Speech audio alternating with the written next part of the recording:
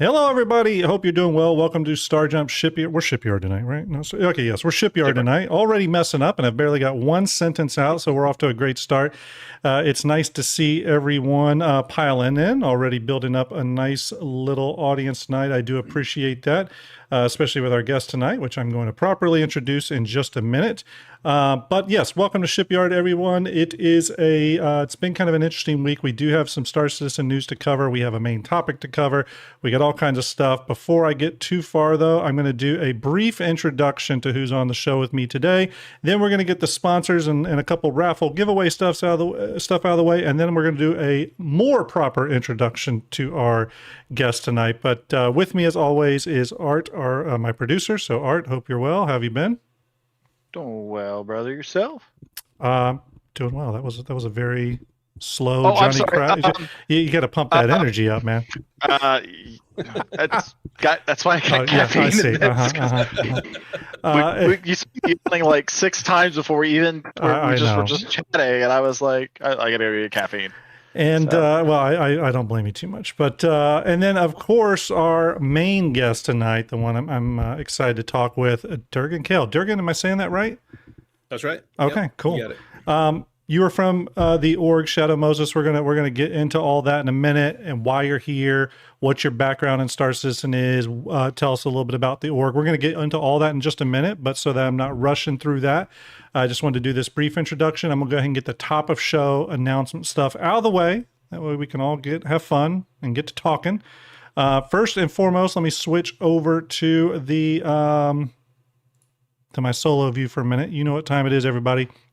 I've got to do some sponsors, but there's an important reason why we want to do that. So I want to go ahead and get to that now. Okay, so first on that list, it's Icon City. Go to iconcity.com, use the code StarJump, you get a little bit off of your purchase. They make icon packs for all kinds of games, Flight Simulator, Arma 3, Star Citizen, any game you want. If you're a streamer, they have all kinds of streaming icons, really good stuff, and they're run by a really amazing dude, James, over there. Again, use the code StarJump. Do appreciate James is offering up a 32-key Elgato Stream Deck that we're going to do a drawing for later in May. We're going to do that on Dad Bob Bard's channel, though. More info on that very soon. Do appreciate Icon City. Love those guys. So make sure you visit them. I would consider that a personal favor. I think they're the earliest Starjump sponsor supporters. So make sure you go over there and give them some love. Next, our friends over at Beam Eye Tracker, making 6 degrees of freedom head tracking, eye tracking, all software based, works with a ton of games. It's a nice low-cost way to test out head tracking and gaming if it's something you wanted to try, but didn't want to go full in on it. This is a great place to sort of try out the tech, see how it affects your gaming, see how cool it can enhance, or see what much it can enhance the experience and all that kind of good stuff. So make sure you go over there, try the product out if that's something to interest you. I know I have an affiliate link here. I'm going to post in chat. There it is. So go over to Beam Eye Tracker, the great people over there. I have been using it. It's been a lot of fun. I use it in Star Citizen and a few other games. Use a code StarJump over there at that link. Do appreciate it. And then last, but certainly not least, I want to talk about Pigeon Spaceport. Pigeon Spaceport, the makers of really cool Scorpius models, they will begin shipping in mid-May. They currently do the Scorpius with like 3 or 4 different livery options. You can go to their website, pigeonspaceport.com, check them out. Really nice people. If you've ever been to a Star Citizen, like CitizenCon, they were the makers of the Retribution model and the Port Olisar model and all that kind of fun stuff. They, the reason I saved them for last is I did want to mention we have just activated the Scorpius raffle. Okay, let me swing over to that real quick here. Let me turn these promos off. The Scorpius raffle is now active. Okay, if you go to the Tiltify link, which should pop up here for St. Jude, let me get that up. There we go. If you go to the St. Jude Tiltify link, Starjump Tiltify link, and donate $25, you can donate towards the Scorpius model. Again, this is courtesy of Pigeon Spaceport. I'll be doing this drawing at the end of May, okay? This will be for a redemption code for an RSI Scorpius, and I believe they told me you get to choose which livery option you want. So that's really, really cool. Can't wait to get one in hands and do a full review of it. So there we go. There's our sponsors. what's next on the show notes here? Let me swing over. We did our Pigeon Spaceport call out and the raffle start for this again. So you should be able to see it in the raffle list when you do your donation. Do appreciate that. All right. Next, a couple more top of show things, everyone. Sorry. Next, we do have a giveaway going tonight. It is for the Top Gun Maverick bundle that CIG just released. It's worth it for the sunglasses alone. As a matter of fact, I've heard in Arts Org, you're not even allowed in anymore without the sunglasses. So just a heads up. Requirement. Yeah, that is a requirement. If you want to get on that, it's super easy. If you're over on YouTube, all you got to go to is the link pinned to the top of the chat or the bottom of the chat. It is my new player guide video. Leave a comment there. You know the deal. Leave a hi, hello, how are you? You're handsome. I'll pull a random comment from there that was pasted during the show. And if you're over on Twitch, you know how it works. Stream Elements, it's active now. Should be able to do exclamation ticket or exclamation ticket space max. Get on that. I'm going to pull a winner from each. Throw you in the random wheel of names. Spin it. You know how this works, everybody. That's for that. And then someone was just asking in chat where the Starjump merch store is at. I've been talking about it. We used to have one. It hasn't been active for a while. It's now active, everyone. You can go there. You can buy some Starjump merch. You can go to the Bar Citizens. Pretend you're me. It's okay. Go there. I got so let me just say, I'm going to put a lot more stuff on here at some point, but I wanted to get the thing launched. So it's just got a few things for now. It's got some t-shirts, got some stickers, got the mugs. And yes, it does have the hat everyone was asking for. And it does have the Kraken Captain mug because Kraken's the best ship in the game. We all know it. And we got the Polaris Captain mug. You can get in on both of those. If you're asking if more ships, more Captain mugs will be coming based off different ships, yes, they will. I don't use any of CIG's artwork, any of their branding, any of their license terms or anything. So don't worry, I'm allowed to sell it. So there you go. Merch store is active. What is the merch store link? Well, it should pop up via. Let's see if my bot works here. I don't know if it will. We'll see. And there it is, starjump.printify.me. You can start ordering stuff. So appreciate it. Appreciate it. Okay. Last, before we get to proper introductions. Oh, and by the way, I'll be doing that Top Gun giveaway halfway through the show. Okay. We're not waiting to the end on that one. Let me go ahead and get the raffle information out before we do our proper introductions here. As you all know, we are doing St. Jude Play Live for the month of April and May. So far for the month of April and a little bit of May, we've raised $40,937 with a Starjump lifetime raise now of, it's gone. Where's my lifetime graphic? Art, what did you do? I'm just kidding. You got it. So right. Yep. There it is. There it is. Yep. Let me bring it over, people.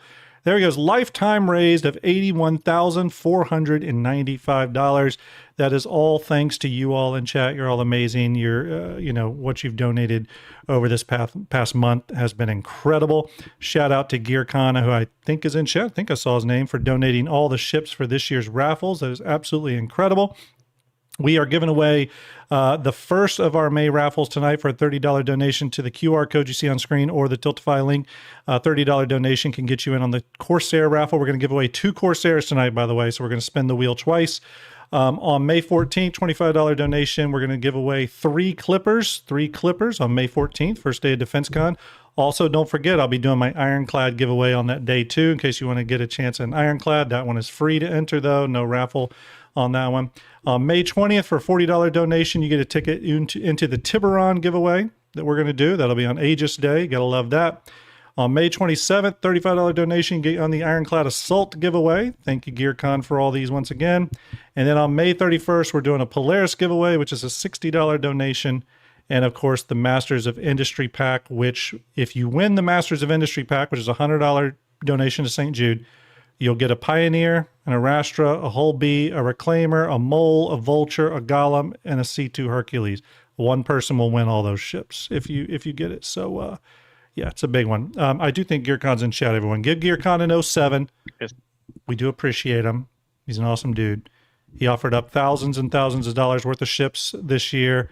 and we can't thank them enough. Again, $41,000 raised. We had a $75 donation from Sniper Monkey and a $60 donation from the Grand Nismo. Thank you very much. All that money going to sick kids and their families battling cancer.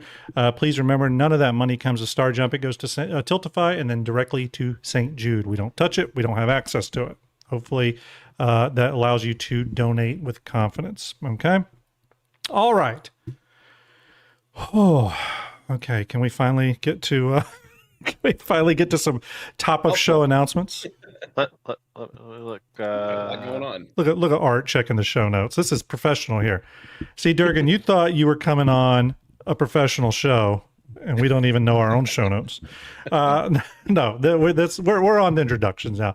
Everyone, DurganKael gracing us tonight with his knowledge and stuff on the topic of multi-crew combat. But and many of you will know, we had a show on this just recently with Dusty Starr from Thrusters and Dust, and it was sort of based off a video he did, and it was really looking at it from the perspective of ships specifically, right? And how ships are made, how CIG is building ships and stuff. But I wanted to, we thought it was a good idea to talk with someone who's actually doing, that type of gameplay. We all know Art does a little bit of that. Durgan, you do a ton of it, and we want to get into that. So can you tell us a little bit about yourself, your background in Star Citizen, and then tell us a little bit about the org you were in? Sure. So I've been in Star Citizen as a backer since about 2017. Probably started playing it seriously around 2020, 2021 when I got into my first org. I ran an org of my own for a little bit, and about a year and a half ago, I kind of started having some epiphanies about the game and where it was going and what my place in it was going to be. And I realized, I wanted to play it at a very high level. I want to play with, some of the best people around, surround myself with the best. And so I actually knew a couple of people from past orgs and applied to Shadow Moses and went into their fighter pipeline. Shadow Moses, for anyone that's not familiar, you may have actually seen them in the past. They have been the winners of the fighter flight competition for the past 3 years running, as well as a number of other tournaments and competitions that have just been hosted by the community. Highly competitive place, the best dogfighters, hands down, that you will find in this game. During the time that I was coming in, they were kind of looking at the state of the game and where it was going itself, and kind of deciding, this is great that we're dominant in this one thing, but this can't be the only thing that we dominate in if we want to stay on top of it at a whole game, big picture level. So my tenure in there as Stardies, so coming in just basically through their training pipeline, lasted about 6 months. And after I came in and made full member, they pulled me aside and said, "Hey, listen, we are trying to expand into the other avenues of the game, and we need someone to head up a division that's going to pull in people to help us to that end." And so it's basically that division is Shadow Moses Support Command. So what that involves is it's still high end, highly trained, but it's not focused on dogfighting in the way that the flight division is. It's not focused on FPS in the way the FPS division is. It is focused on being a flex branch that can handle anything in the rest of the game. So we bring in people that already have a ton of existing game knowledge, that can, bring a serviceable amount of talent in. We can train them in some of the avenues that they might be deficient in, but, bring in people that are driven and want to help the org that is the best of the best in these other categories become dominant overall.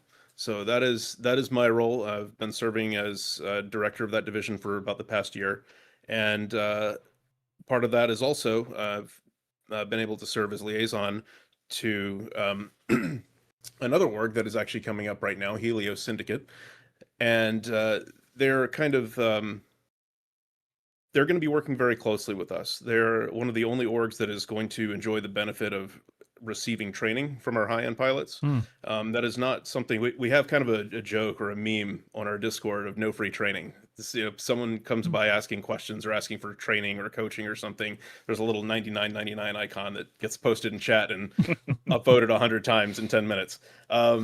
That's been kind of the idea, is that if you want to be really good, if you want to commit and show that you've got an established level of skill already and you want to get to the next level, we have a pipeline for that. You come in and you commit to that. we don't really give that kind of level of training to the outside. That's something that we're actually going to be offering to Helios, because we expect them to be working closely with us, and we're going to be having them kind of help us out with some of the other things that we need at scale, like large scale mineral mining, which is really important coming up. So if anyone is looking to get into an org that is kind of, aligned the same way, has the same values as us, and is kind of on that same path, Helios Syndicate is picking up members fairly quickly right now, and we're really looking forward to working with them and seeing where the relationship can go.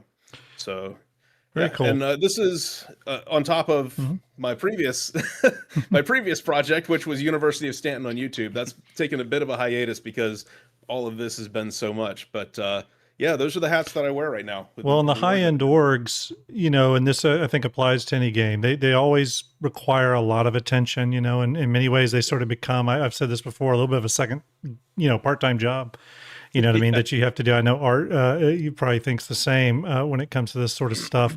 And I think that's been a big reason why I've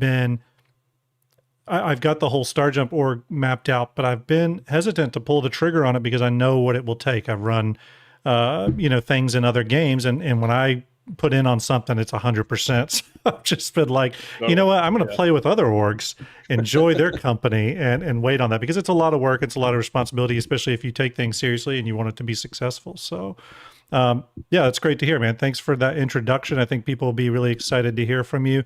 I know with Shadow Moses, I didn't know much about your group, so I'm excited to hear more over the course of the topics we're going to discuss, but where I always saw the name and recognized it was the fight or flight stuff. So it was, and again, whenever you see those lists, you're always like, who is this? You might do a little looking into it. So I'm excited to talk to you tonight. Appreciate you joining us.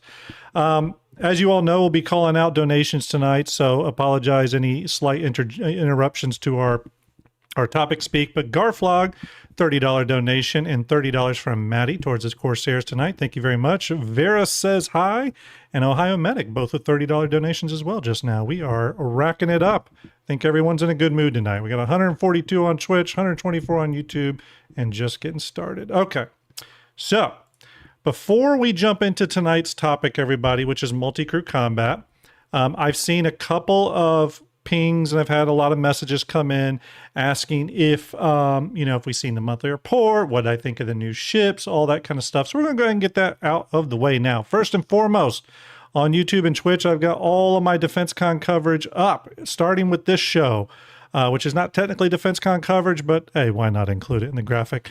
So here's all the shows. They're all up. You can schedule to be notified. Please do that. I appreciate it. But let's talk about some of this new stuff here. Get that out of the way. PU Monthly Report came out. I don't even think I got that ready, but I'll get it ready here in a minute. And I'll get both Art and Durgan's. We're not going to spend a lot of time on this, everyone, just like 5 or 10 minutes. So we're not going to spend a lot of time. But we did get some ship reveals. Shipyard is obviously a show that focuses heavily on Star Citizen spaceships. So let's go ahead and talk about some of these, just give our initial impressions. If you want to get my full in-depth impressions, by the way, I'll be doing a stream on Friday where I'm going to break down all these ships and what I know about them. So first, the Drake Pitbull. Durgan, is this the new vanguard of Shadow Moses? Was this what the entire org is going to be built around moving forward? Most likely not. I mean, I don't know. It's one of those things we'll probably play with it and meme around with it. Give it a try. But the problem with snubs, mainly, apart from now the challenges with having smaller weapons and having to deal with the penetration and all that, is you don't have a quantum drive, and so you really lack a lot of autonomy. A lot of what we do really hinges on people being able to individually zip around, go where they need to go and chase something down and nav if they have to. So I like it. I like the look of it, but damn it, Hudson Hawk just had the best name. As a capital guy, I would love to see the hangar bay full of them. Yeah, for sure. Hudson Hawk just had a great name, the Jake Chihuahua. They missed something on that one. That would have been good. Jake, yes, that would have been great. It's dangerous. As a Drake lover, I do love this ship. I think it's just the perfect amount of Drake. It's one of those ships. It's so ugly you don't know if it's beautiful or not. It's Drake's version of a Fury. I was telling someone in chat in Discord just earlier this week, I was like, this is the ship you're going to get around in if you're just getting on one afternoon to futz around and have fun for a little bit. You're not doing anything too serious. It's going to be have fun ship, good LTI token. So if you're wondering if we'll give some of these away, I'm sure we will. Again, I'll go into depth on that ship on Friday. Next ship I want to talk about really quick, the M80, the new heavy fighter from Origin. Probably the most controversial discussions I've had in chat recently. Art, Durgan, one of you want to jump in on your thoughts on this one? Any quick thoughts? My biggest issue with this is when did Origin go in and steal the plans from Kruger? Yeah. I have to say it's very Kruger. It's very Kruger. But I've been informed that Kruger and Origin do have a little bit of like a kind of a manufacturer war, battle going on sort of behind the scenes anyway. So maybe this is a build into that. I could see that sort of the luxury combat side of things. My first thoughts on this is it really looks cool. It definitely looks like an F-14 with the wings swept back a little bit. So I know why they did the Top Gun pack with it. I just don't know where all the guns are at. Maybe they're hidden. Maybe they pop out. But for a heavy fighter, it seems very lightly armed. So I'm a little confused. However, the only thing we've heard about, I think, in terms of this being a heavy fighter is in that original leak that John Crew showed at the Bar Citizen. So maybe there's some marketing confusion there. We'll see when they properly introduce this. But Durgan, what do you think? What do you think of this one? Well, that pack that I saw, the Top Gun pack, I actually thought that was Terminator at first. I had well, no idea it worked. That works as well. Yeah, I can see this going a couple ways, and there's a lot of speculation. This one's actually created a little bit of a buzz internally. Mm-hmm. It's mainly the weapons and where the weapons are hidden that people are curious about. It's coming out. They're going to find a way to make it overpowered for its first month or so of life. Yeah. Obviously, it always happens. So I think everybody's kind of gathered around like, oh, how are they going to do that with this? Yeah. But yeah, there's some excitement for it. It's certainly a pretty ship, and I think almost anybody would want to pick it up and fly it. Yeah, I mean, in terms of looks, I mean, it's hard not to argue that this ship looks really good. It's just going to come down to, again, as a heavy fighter, people are going to depend on it to hold its own against those other heavy fighters. So it'll be interesting to see where it lands with that. But there you go, everyone. The M80, kind of a cool name, just because I think of fireworks when I think of the word M80. Yeah. So, a little aggressive. So I do like that. But again, we'll go into more of that ship on Friday. Next, the last one for the day, the Misk Starlight, looking good. Hell of a ship. I don't know what CIG was thinking when they designed this one. It's a bit, I don't know. I don't know what to say about this ship. No, I'm just joking. Obviously, someone posted that in our Discord. I thought it was funny. That's beautiful. Yeah, the Misk Starlight, the small Misk refueler. Obviously, I think this is going to be the ship that NPCs refuel us into, but we were expecting this. It looks, I think Execute said it looked like it was stung by a bee, which I agree. It does look a little swole. I don't know why it's Starlight. Probably should be Star Heavy or Star Small. But I don't know. What do you guys think of this? I know it's an industrial ship, not obviously combat focused, but I imagine in support operations, ships like this could play a pretty big role. Any initial thoughts? I had that exact bee sting as a child. Right under the shin. I was going to say, I guess Starlight. I've been there. He's been there. We sympathize with you. Yeah, I mean, I have other names for this ship that are not appropriate for stream that I would have called it. Ben Curtis, if you're watching, I apologize.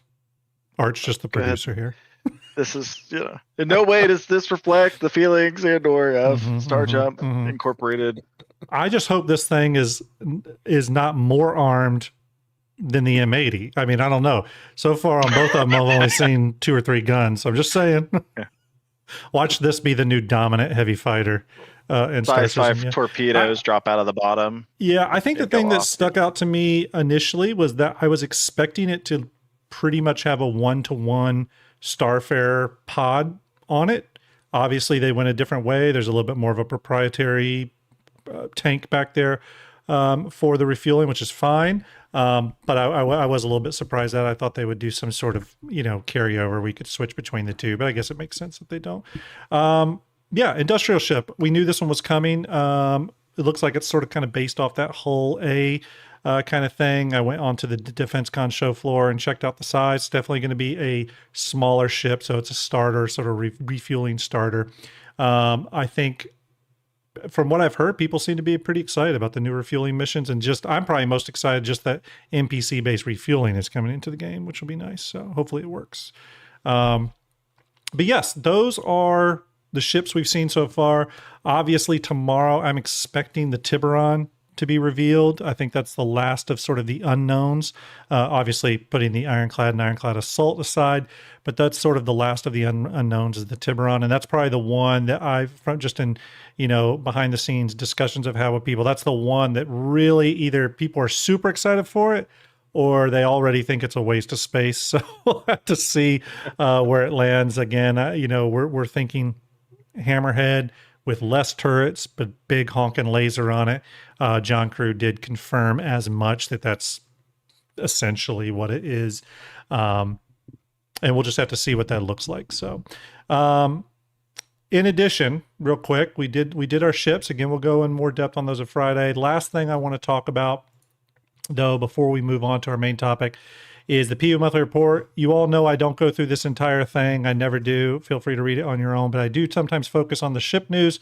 And of course, they talk about the Drake Ironclad and Ironclad Assault, both passing their Lot Zero reviews and heading towards final release and stuff. This image you see here is the Ironclad engineering room. So we're getting a little sneak peek of that. I do love how this is glowing red hot. Drake engineering rooms, by the way, are the tits. So there we go. In other news, they do talk about the Starlight and the Pitbull reaching their final Lot Zero and final arts phases to be prepped for DefenseCon release. They do talk about an unannounced ship passing its Lot Zero review and due to have its final review in early May. I would think that is probably, and I'm guessing here, probably the other Gattac ship coming during Alien Week alongside the Raylan. If it's that close to release, but it's not targeted for DefenseCon, I would have to think it's Alien Week. So, and we do know there's another Gattac ship coming. Past that, they sort of do mention the Raylan here, moving towards its gray box review. I got to tell you, this ship seems like they got a lot to do in a short amount of time, which is a little concerning. And with a ship that I think is so near and dear to people's hearts, especially an alien ship, I hope no corners are being cut to hit Alien Week on such an important ship. Obviously, CIG's ship team has grown immensely, and I think they can handle it. But if there was one ship that had me a little concerned on its timeline, it would be that one.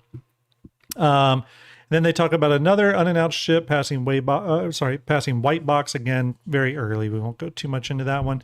And then another ship that the North American team is working on that's heading towards a gray box review.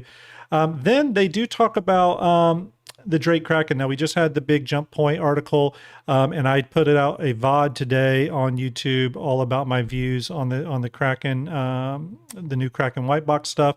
But essentially, they just reconfirmed that it passed white box review last month and is moving into gray box with special attention being paid to ensuring the asset is optimized, which is great to hear.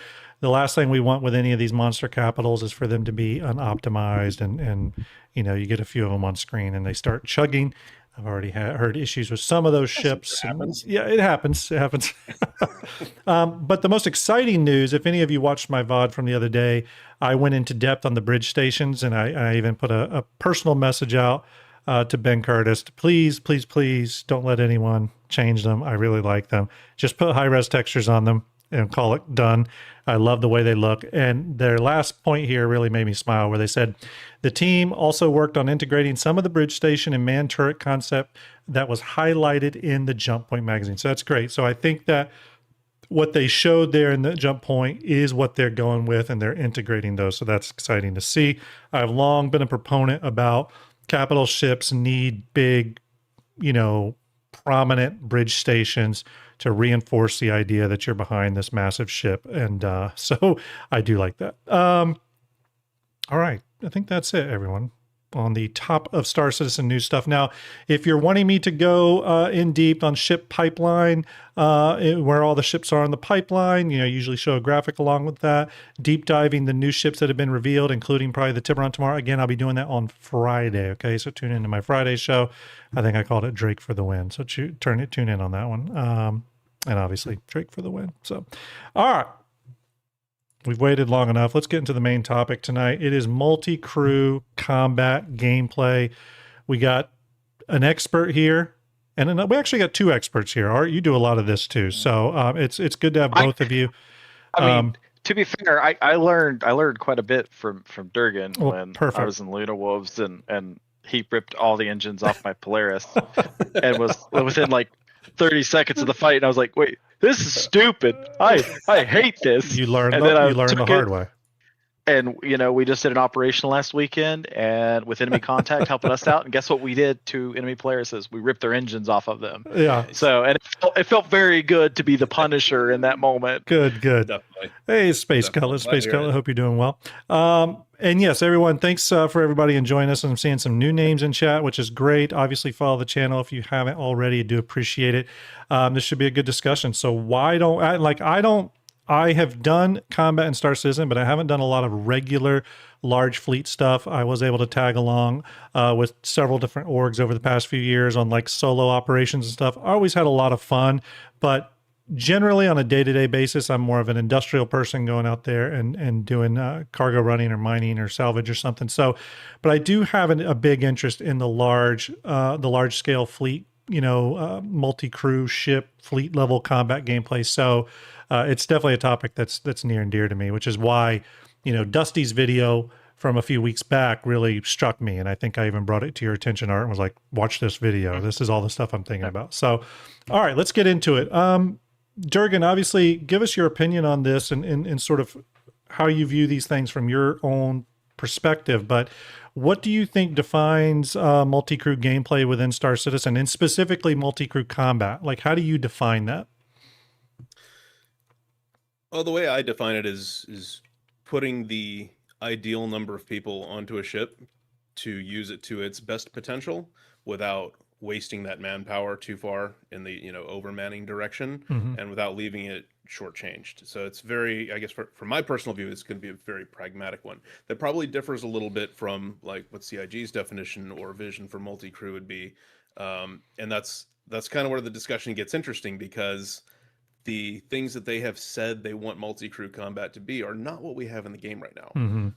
We're still, unfortunately, and it's going to come with time, I know, but we're in one of those states where the situation is such that it's far better to just have a lot of individually manned ships or skeleton crew manned ships than it is to have few ships with a lot of crew. The economy of manpower is just not such that it's worth spending all those people on one ship, unless you've got a kind of a contrived situation, a little bit like the capital scrims that Art and I were involved in, or you're just doing it for fun to see what you can do with a whole clown car full of people in this one kind of ship. Grim, can you crank him up just a little bit? He's a little low. Am I low here? All good. I probably just need to pull the mic closer a little bit too. It's all good. I can boost you independently. Okay. Let's do an audio check for me, Durgan. Testing. How's this? All right, you're showing up good on the waveform now. We'll go with that. Okay. Cool. Sorry to interrupt, Durgan, on your go through, but no, that's all right. That's I mean, that's at a base level. That's probably my definition of it. Do you think, and again, we everyone, just so everyone knows, we have a list of talking points here we're going to hit, but we may tangent some here or there just on how the conversation's going. And I want to go off of something you said there, Durgan. Do you think that problem will be mitigated when we are in a true death of a spaceman Star Citizen environment where people are a little bit more concerned about going out in the single person fighter and getting killed? Do you think they'll want to gravitate more towards the safety of a capital ship and the shields and protection it provides? I'm going to have to reverse card your tangent there, because I personally don't believe in Death of a Spaceman at this point. I'm doubtful of it. Spaceman, I believe as a concept, it died the day that they put that stupid advertisement out for the C8R Pisces, where the guy was respawning over and over and over again, trying to get into the same facility. Yeah, that was completely antithetical to every concept of Death of a Spaceman, or your life and death having weight and meaning. Everything that they've ever written about that just vanished the day that advertisement came out, because they wanted to market something new. Yeah. So I don't know that we're ever going to get to a point where death has that kind of a meaning to it. If you can go back. Thank you for the raid, Dad Bard. Question there. I think. Yeah, nice. No, I just thank you. By the way, thank you for the raid, Dad Bard TV. Appreciate you, buddy. And Davlos, thank you for subscribing, getting that train started. Appreciate you. Yeah, no, what I was sort of going with, and I agree with you, Death of a Spaceman is never made total sense to me in terms of like how the game's being designed. I still don't totally understand how it's going to work. But the only thing I've always thought about with Death of a Spaceman, and I used to see this back when I would watch people that like to go out and do PvP combat, and I was always like, how is that going to work in a Death of a Spaceman universe? And I keep coming back to this idea of, okay, people are going to want to be in a capital ship or a large ship for safety. So they'll want to participate in the combat, but they'll want that capital level shield, that capital level armor protecting them, because you can only get killed so much. But again, where does that leave those single seat fighter, light fighter pilots out there? Now, in instance combat, like in instance scenarios, I get it. It's more of an instance thing that can live outside of Death of a Spaceman, so to speak, and like the death tax and all that stuff. But in the open world environment, I just don't see how that works. But I was just curious, and we're gonna get to some of this as we go through the topics. If you thought, if you thought Death of a Spaceman was a realistic thing for them to bring into the game, sounds like you have your doubts. But then also, how would that affect, people all jumping on board a big ship, if at all? So, yeah, I think you did kind of nail onto something there, which is the idea of a large ship like that is certainly that there's supposed to be some safety in it, particularly ones where you've got the medical center in there. If there's some kind of injury, like you've got a place that's built right into the ship that you're on to deal with the injury. I think that in some ways that might draw people into it, but in other ways, the game is also structured such that, and I think this is a point that you're going to hit on later, most people end up kind of wanting to fly their own ship anyway. Part of that is, the marketing and the idea of a game like this. In fact, the vision that people have for themselves coming into it. But the other part of it is, again, the just overall weakness of what Multicrew and economy of manpower is in Multicrew right now.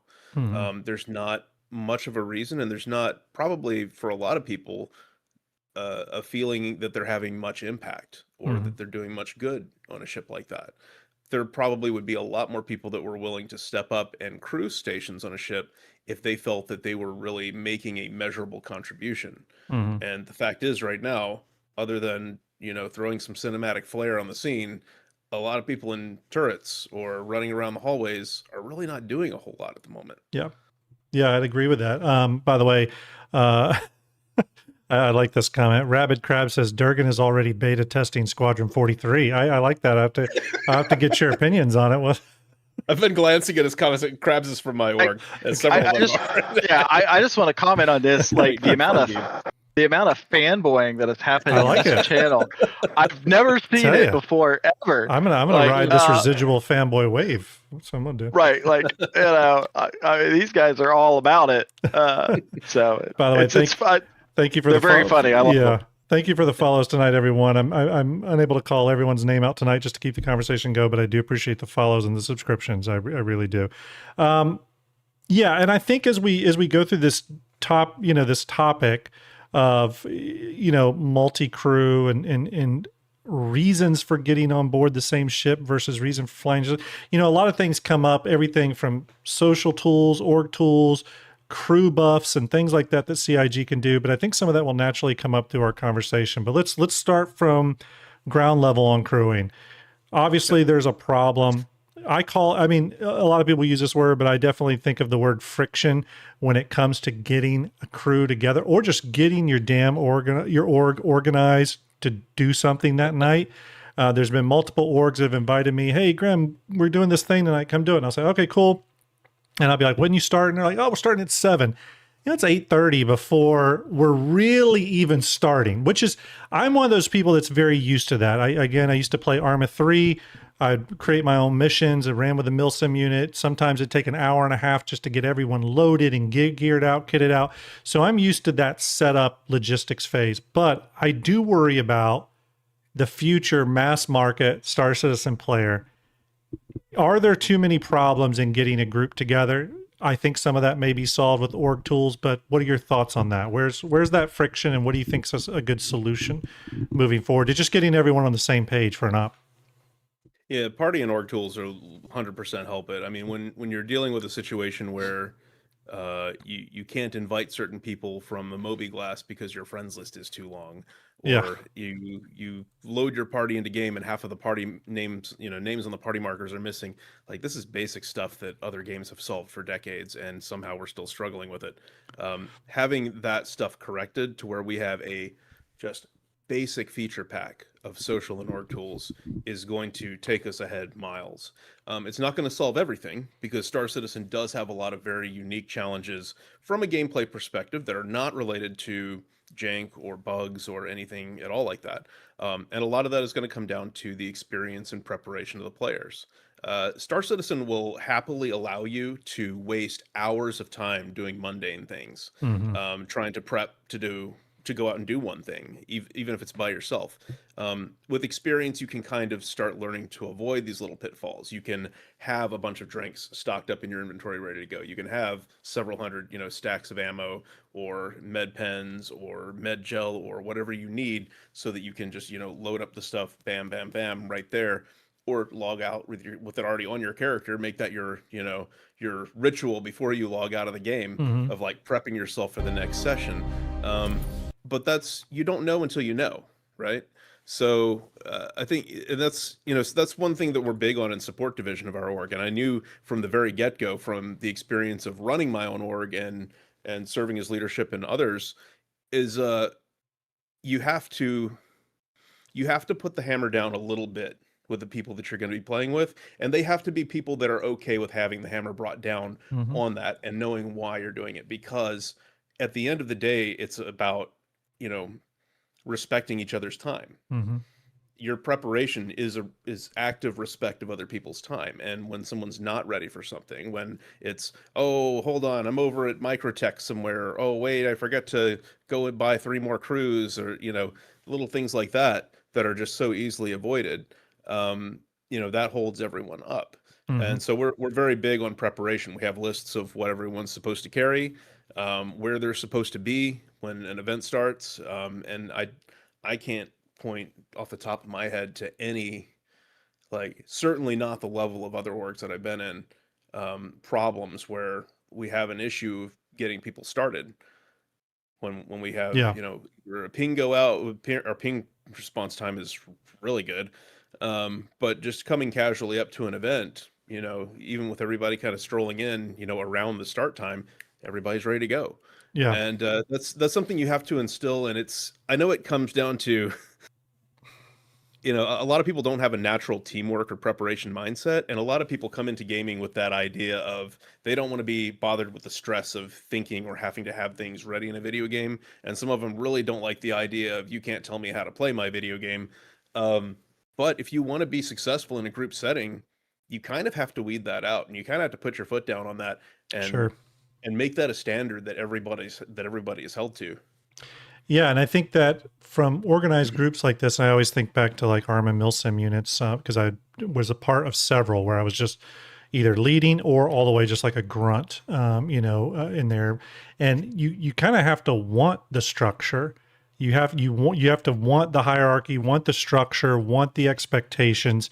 That has to be something you're after, right? And I would hope that once we have org tools and other things in the game that can sort of reinforce all that from just an in-game perspective, I think it'll go a long way towards like supporting what an org's rank structure is, what an org's expectations are, and stuff like that. So, obviously, I think a lot of people want that stuff to come into the game this year. The org tool stuff, we'll have to see. Yeah. I have a feeling that when the org tools do drop in the game, it's not going to be exactly what we all have been wanting. So, yeah, that's my biggest worry about it. It's going to be it'll be global chat. It'll be every other thing but what we actually want. Yeah. They'll be like, hey, well, we segregated the global chats. That's great. I still can't invite Steve over to come help me. One thing I brought up multiple times, and I think it's and whenever I do bring it up, people go, yeah, that's a good point, is this idea, like, is CIG looking at crews as just a party, or is a crew different from a party? Because couldn't you have multiple crews within a party? You get what I'm saying? Like, it starts to, you start to get these compounding issues where, and your party could be very large, but your crew could be 2 people on a hurricane, or it could be 20 people on a javelin, or whatever, the setup is. So I'm really curious to see CIG support that in a major way. I really think the social/org tools on first release are going to be essentially what we have now, just functioning, and then with a little bit of Spectrum org representation.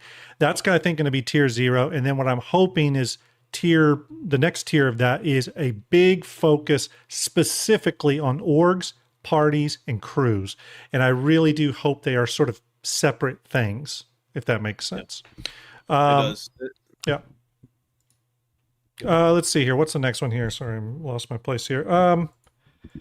So this next one kind of goes hand in hand with what we were just talking about. And I think a lot of this has to do with expectations and having crew members and an org that is aligned with what crew members that are aligned with what the org should be doing, and an org all on the same page on what it should be doing. But how hard is it in game currently to get everyone on the same page, more from like a command and control standpoint, and a tactics sort of standpoint? And what would you like to see in the game, in a 1.0 type game environment? What would you want to see to make that sort of planning better, instead of essentially keeping crews and orgs all on the same page and aligned? So I think EVE Online has solved a good portion of this very well. Their party, well, it goes beyond a party system. It's a whole fleet system. You can have a fleet with multiple tiers, wings, squads, etc., and set it up that way. And that allows you to kind of, you can ping destinations. You can align everyone to a certain point. You can warp them in groups to different points if you need to. This is something that fundamentally we're going to need. And they had in the old interface a semi-functional group warp. And what we have right now is a group warp that interrupts everyone else is trying to go to the same place. Warps you on top of the ship that just left, and then yeah, we've learned as we've done this, especially with capitals, is you don't warp all your capitals onto exactly the same spot at the same time. Like, aim at the center of the planet, have them go one at a time. It's going to be fine. You're gonna get some spacing, because we have ships that way. 3-second intervention or intervals, and then as soon as the pilot gets there, you floor it forward and hope to God nobody's jumping in right that second. Yeah. So that kind of speaks to the functional stuff that needs to be in game. As far as command and control goes, that's kind of something that I don't think the game is ever fully going to be able to address. That you should be able to do some basic functional things like put some beacons down or designate targets to whatever series of groups that you want to select and designate them to. And that stuff is something that needs to be able to persist even when you've, lost signal on something and ping and get it back. That those targeting tags have to be able to come back. That's the in-game stuff. The command and control element, though, I feel like a lot of that happens on voice, and that kind of has to be handled at the org level. There's different oh my, gotta get that org graphic up here. I just realized I didn't have it. You gotta get that. He's got a little, what is that, a patch, a pin? Yeah, we got it up there proper now. There we go. On there. Thank you. Yeah, no problem. Yeah, a lot of that comes down to having the right kind of voice comm set up. And, in the day and age of Discord, everyone's kind of used to, dropping into a single channel or trying to split up between separate channels. And there's, I think that we've certainly discovered the need for a little more complexity than that. Mm. TeamSpeak is what we've decided to go with for right now. And Oh, that okay, one is interesting. good because you've got a basic functionality in there of being able to whisper across to given sets of channels. So you can have your channels pre-set up with the groups that you expect to have, and you can have keybinds set up for. I like to have almost everyone with the keybinds ready, just so that they're able to talk cross-channel when they need to. The idea isn't to shut everyone up. It's to make the right channels available at the right time and to reduce the amount of things that you're hearing from outside that aren't relevant. Hmm. When it's come down to crewing capitals, that's actually worked out extremely well. Cool. Because you've got your channel that you're in, that's your capital, and you're actively talking to your crew. And once in a while, you'll hear someone come across from another channel with something that's relevant to the whole fleet. Yeah. There are other solutions out there. Gilded, may they rest in peace, is not one of them anymore. I know some people are kind of fans of SRS and Mumble and other tools like that. So there's no shortage of tools out there. This is, again, a solved problem. Other games need this kind of coordination as well.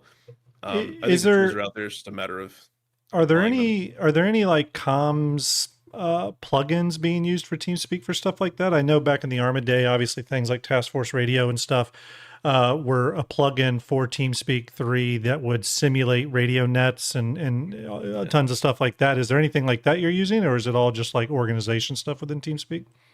I tend to keep things as simple and minimal as possible. The more things you have complicating it, the more points of failure you have, the more points of confusion you have when someone else is trying to pick it up. And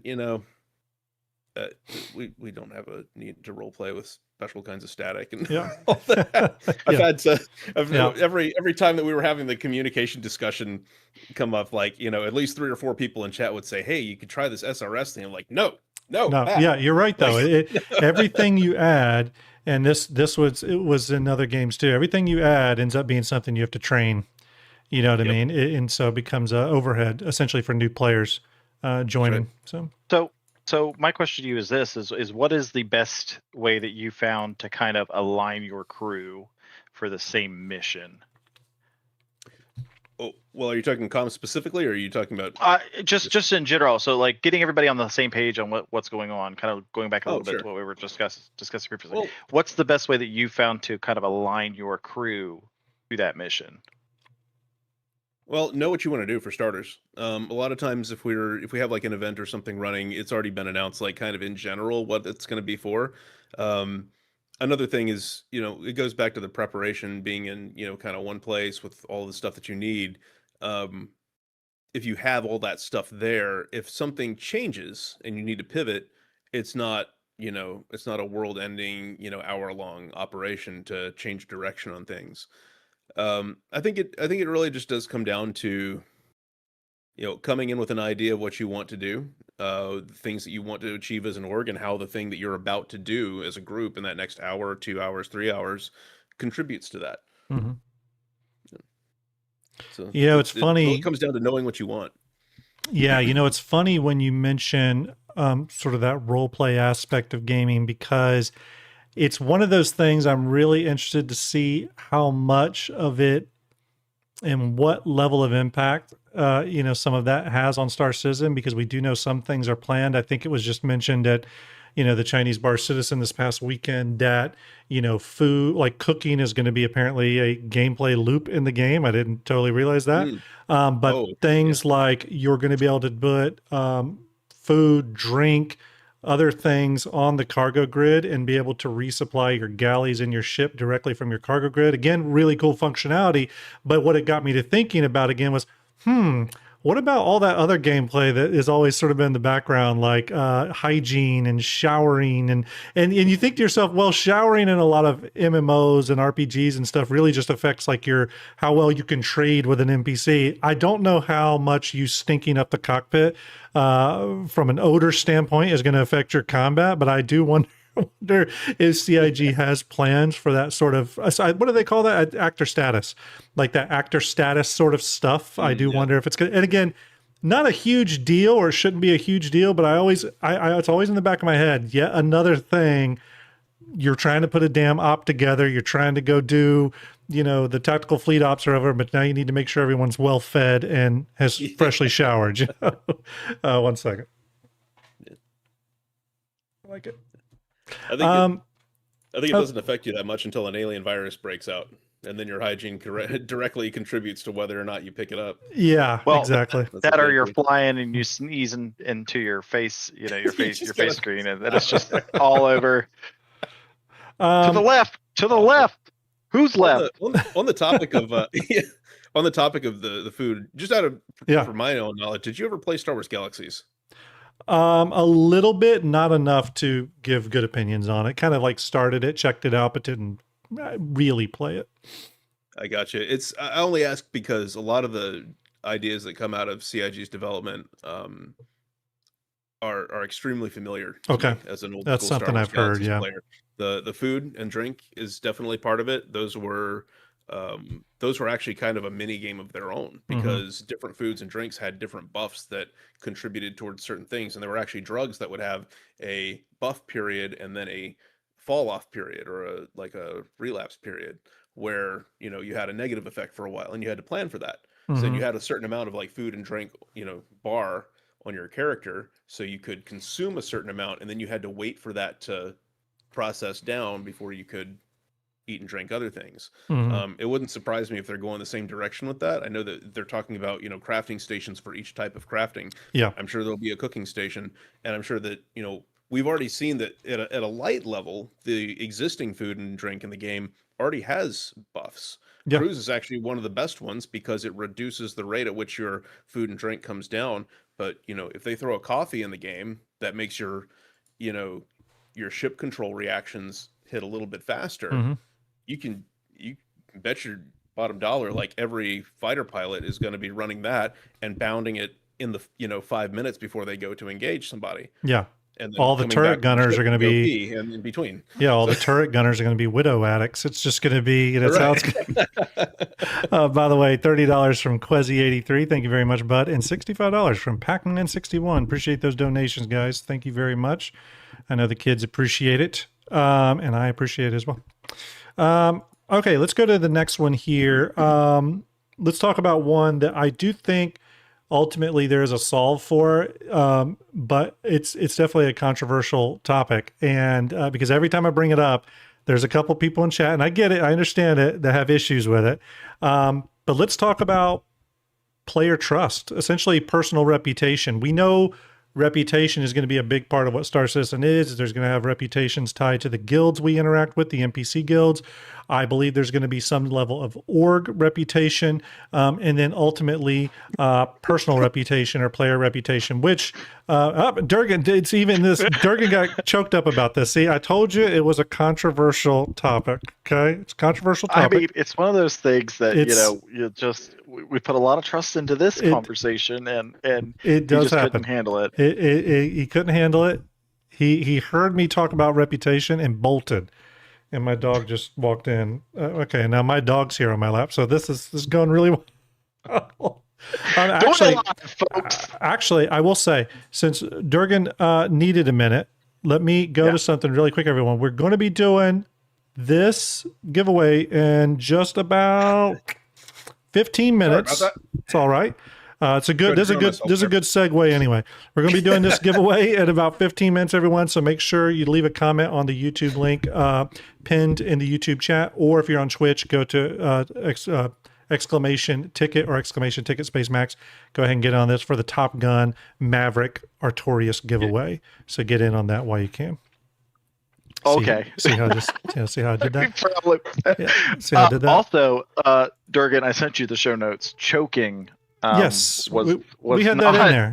We had that on there. I like how we brought up player reputation, and Durgan's gone. He just bolts. He's like, hell with this. I'm out. You said we wasn't going to talk about controversial subjects. But that being said, Durgan, personal reputation, thoughts on it? Is it needed to run a successful org and attract the right players to your org, and or is it essential, you think, to future org alliances and stuff?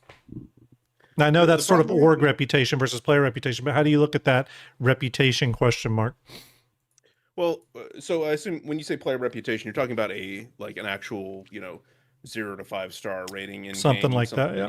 Adds up like your Google review. Mm-hmm. The problem I have with that is the problem I have with it in the real world, which is it's very easily gamed. Mm-hmm. Yeah.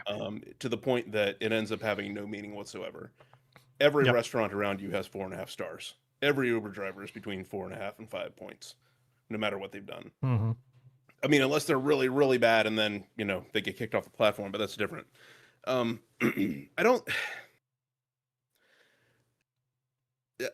feel like it comes down to one of those things where you establish yourself in the community by your relationships, Mm-hmm. and I don't think your relationships can really be quantified by a system like that in a meaningful way.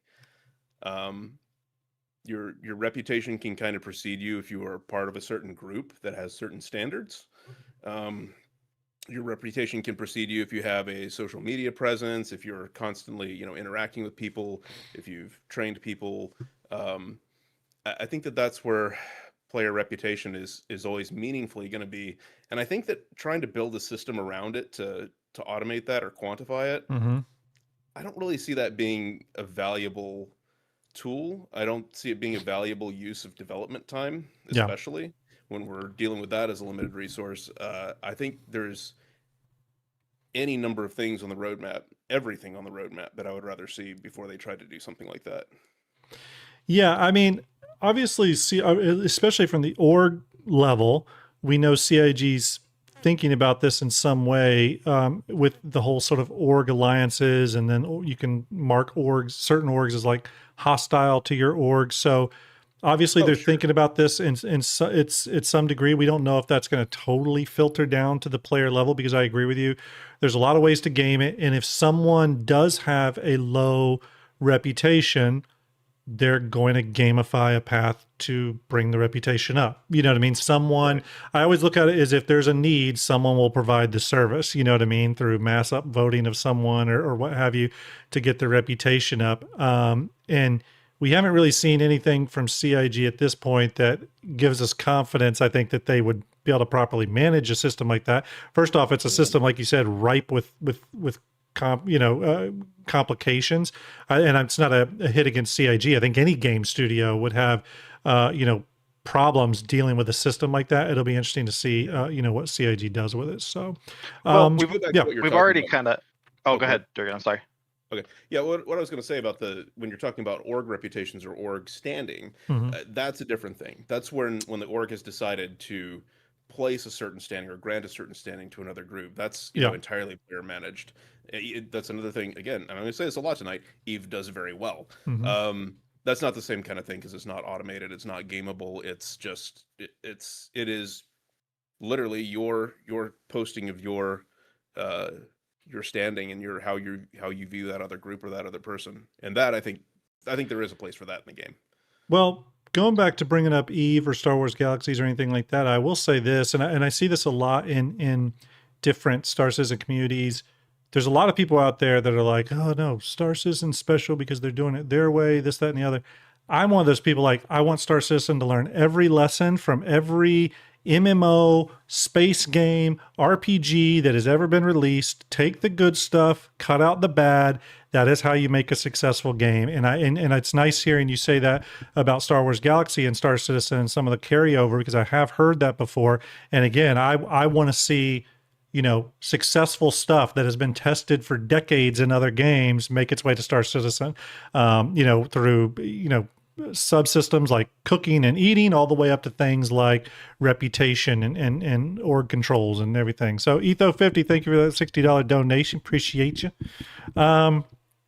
All right. Well, this brings us full circle. This is our first sort of section of talking points, everyone. And it kind of brings us back to our last point of this first section, which is, he's pointing to the beans. Let's see. Here's what we're going to do. We're going to do this last talking point. Then we're going to hit some beans and we're going to do the giveaway. And then we're going to go to topics section number 2.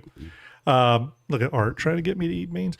And this brings us back to that. You had a better dinner than I did. I did. I had sausage. I had like leftover pizza. You had like smoked sausage. Yeah, it was good. The wife kicked some ass tonight on it. Yeah. This with beans, meh. You might suffer a little bit more. Yeah, yeah. I'm here for it. So we talked a little bit about, at the beginning of this conversation, Durgan, we specifically talked about the current issue with players wanting to sort of, fly their own ships, but also giving people something to do on the capital ships. We need to make it meaningful and stuff.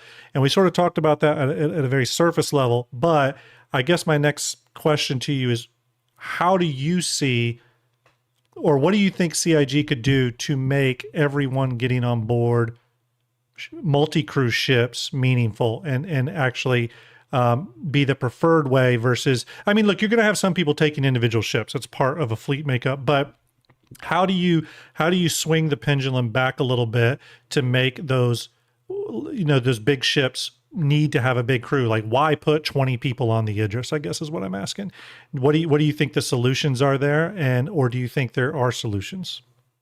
So there's a couple of drums that I beat on this one, okay. And I think that they are kind of, hopefully, being invalidated a little bit. I don't know if you saw or not, but there was a summary of CIG question and answer segment coming out of Bar Citizen Xeon this past week, where they actually spoke about the new flight model coming out and how they want to expand it to dictate engagement ranges for light fighters, medium fighters, heavy fighters, corvettes, capital ships, all of this stuff, and try and like give all of them a role within those spaces, because ultimately that's what needs to happen. You need to have a meaningful role for each one of those. Light fighters have to be good at shooting down and covering heavy fighters as they come in to take on a harder target on a big capital ship.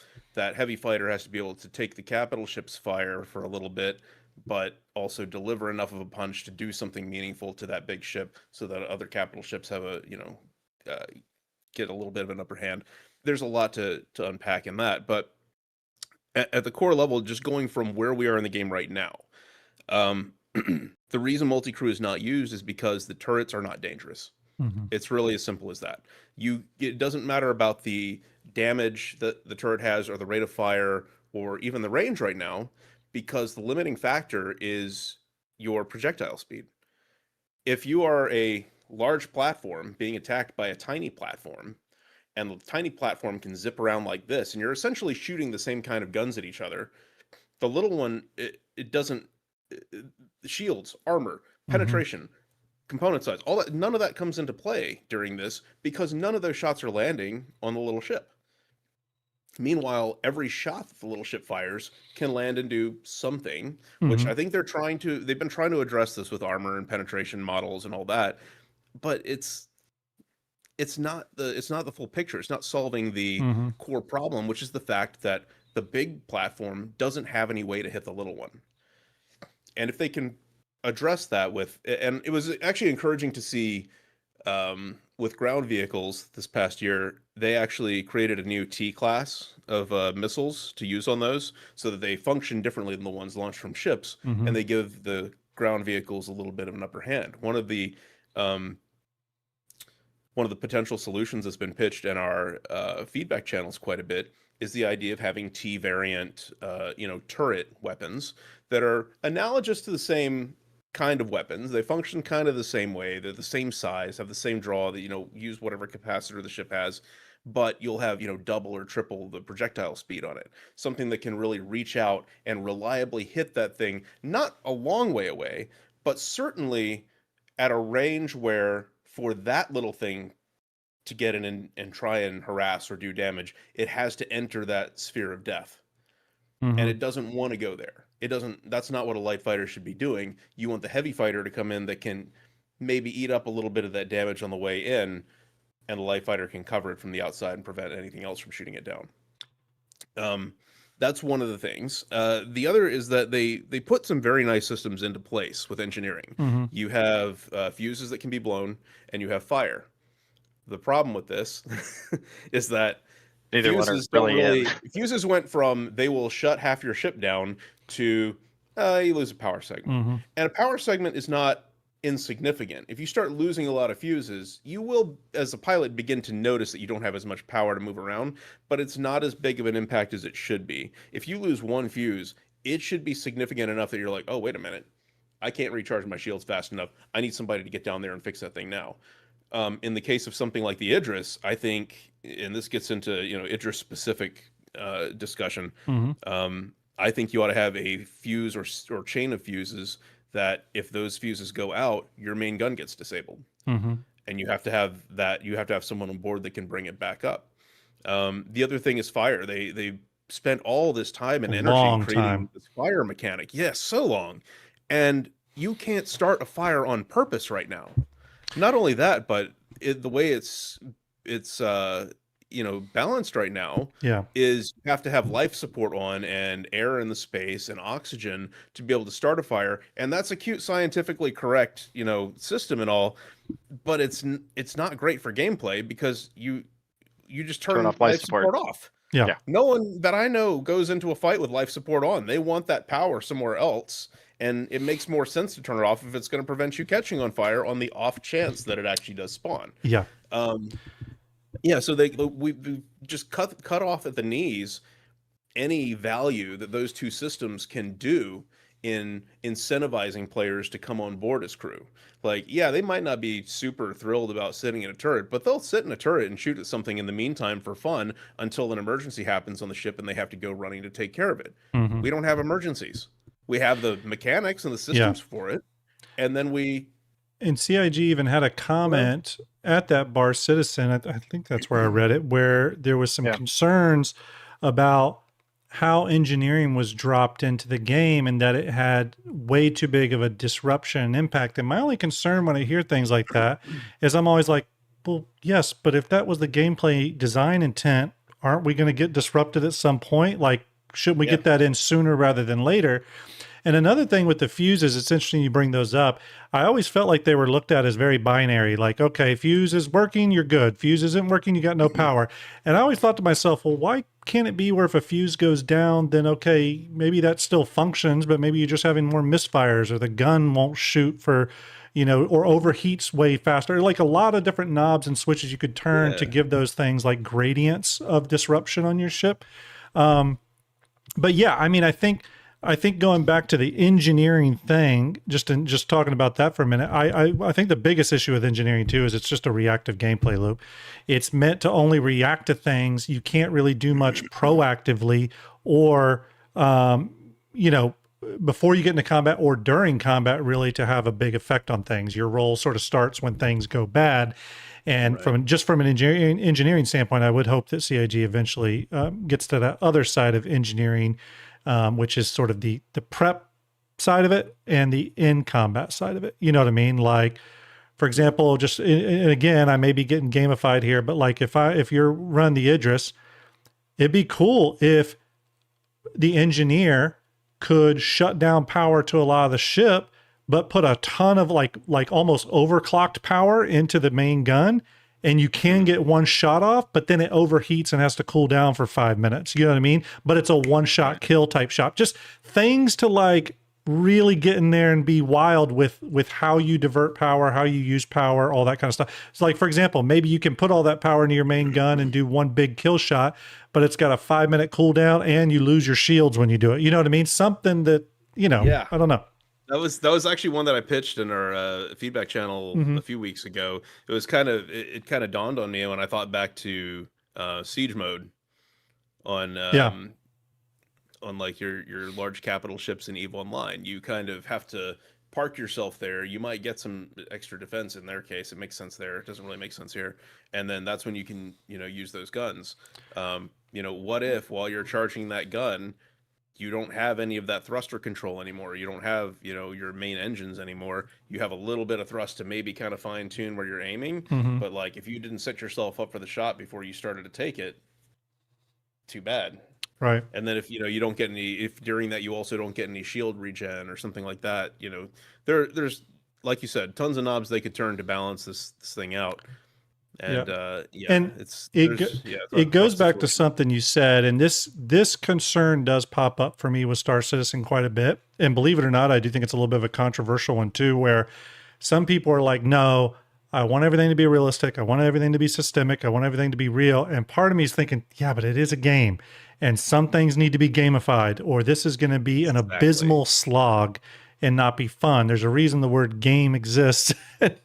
So I want CIG to get comfortable with the fact that not everything. If you remember, you go back a few years ago, I feel like every time those Inside Star Citizen, they would talk about this thing's systemic and this thing's systemic, and it's going to work just because that's how it was designed. And however, what happens, happens. But I do hope at some point they gamify this thing, you know what I mean? I did see that the flight model itself was something they were looking at making a little bit more arcadey, cinematic kind of experience. Again, I think it's all relative. They could do that as long as they make it fun. That's what's most important. Fun with depth, right? I think that's what people want out of this. Do you think, before we do our giveaway here, sort of the last point on this, Durgan, do you think, so we're kind of talking about all this, right? Like, giving light fighters a reason for existing, giving heavy fighters a reason for existing, giving big ships and all the crew responsibilities within a big ship a reason. Do you think the tactical strike groups are a step in the right direction, or do you think it has nothing to do with that? I sort of felt like the tactical strike stuff was CIG sort of taking the first step in exploring what that is, but I don't know what you think. Curious. I think it is a step in the direction of exploring that, and I think it is a good idea to have content like that. I very much like the idea of tactical strike groups, where you do have to come in prepared for certain things and with certain tools. The problem is there is a gap between that idea and then their understanding of what players can bring, what they're able to leverage, and how they play. You have a guy in your chat right now that until the beginning of end of last week was soloing TSGs on PTU. That should tell you all you need to know about how they're designing it. Sure. It's a good idea. It's a good concept, but they need to take a hard look at what the points of difficulty actually are, what the challenges actually are, and what you need to bring to handle that, because clearly it is not exactly landing where they intended. And they have, to their credit, they've done some things to up the difficulty in the week since, but it's not there yet, and it's got a long way to go. This is, again, it's one of those situations where you say you wish that they would take all of the cues and all of the lessons learned from all these other games, and in my opinion, that's dead on, because there are all the situations, almost all of them in this game, where we're really struggling with the concept of something that they've put out has been because they decided to go their own way and try and reinvent the wheel, rather than taking a lesson from games that have done it successfully. Games have done end-game raid-style content successfully for decades. They're a formula for this, and I think they need to go back and revisit the formula that they have behind the TSGs. And if they do, they're going to come up with something really freaking cool. Because the concept is cool. That's the thing. Yeah. And I think that's a lot. Blew it out of the water. I think that's a lot of Star Citizen too. The concepts are really cool, and when someone tells you about them, you're like, I want to play that. That's it. This is my game. Yeah. It's just doing it in practice.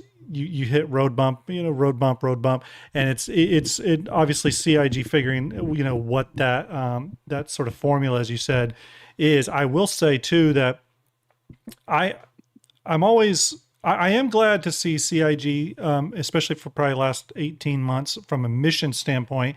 I do feel like they're starting to put more things in the game that I can see existing and being part of the 1.0 game, like actual long-lasting, mission sets and events and stuff like that.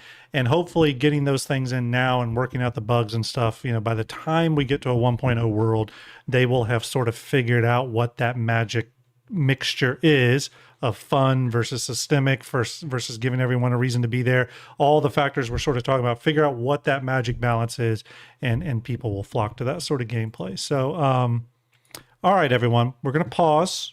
It's time to do our giveaway. It's for the, where is it? It's for this, bad boy. And we got to do a bean.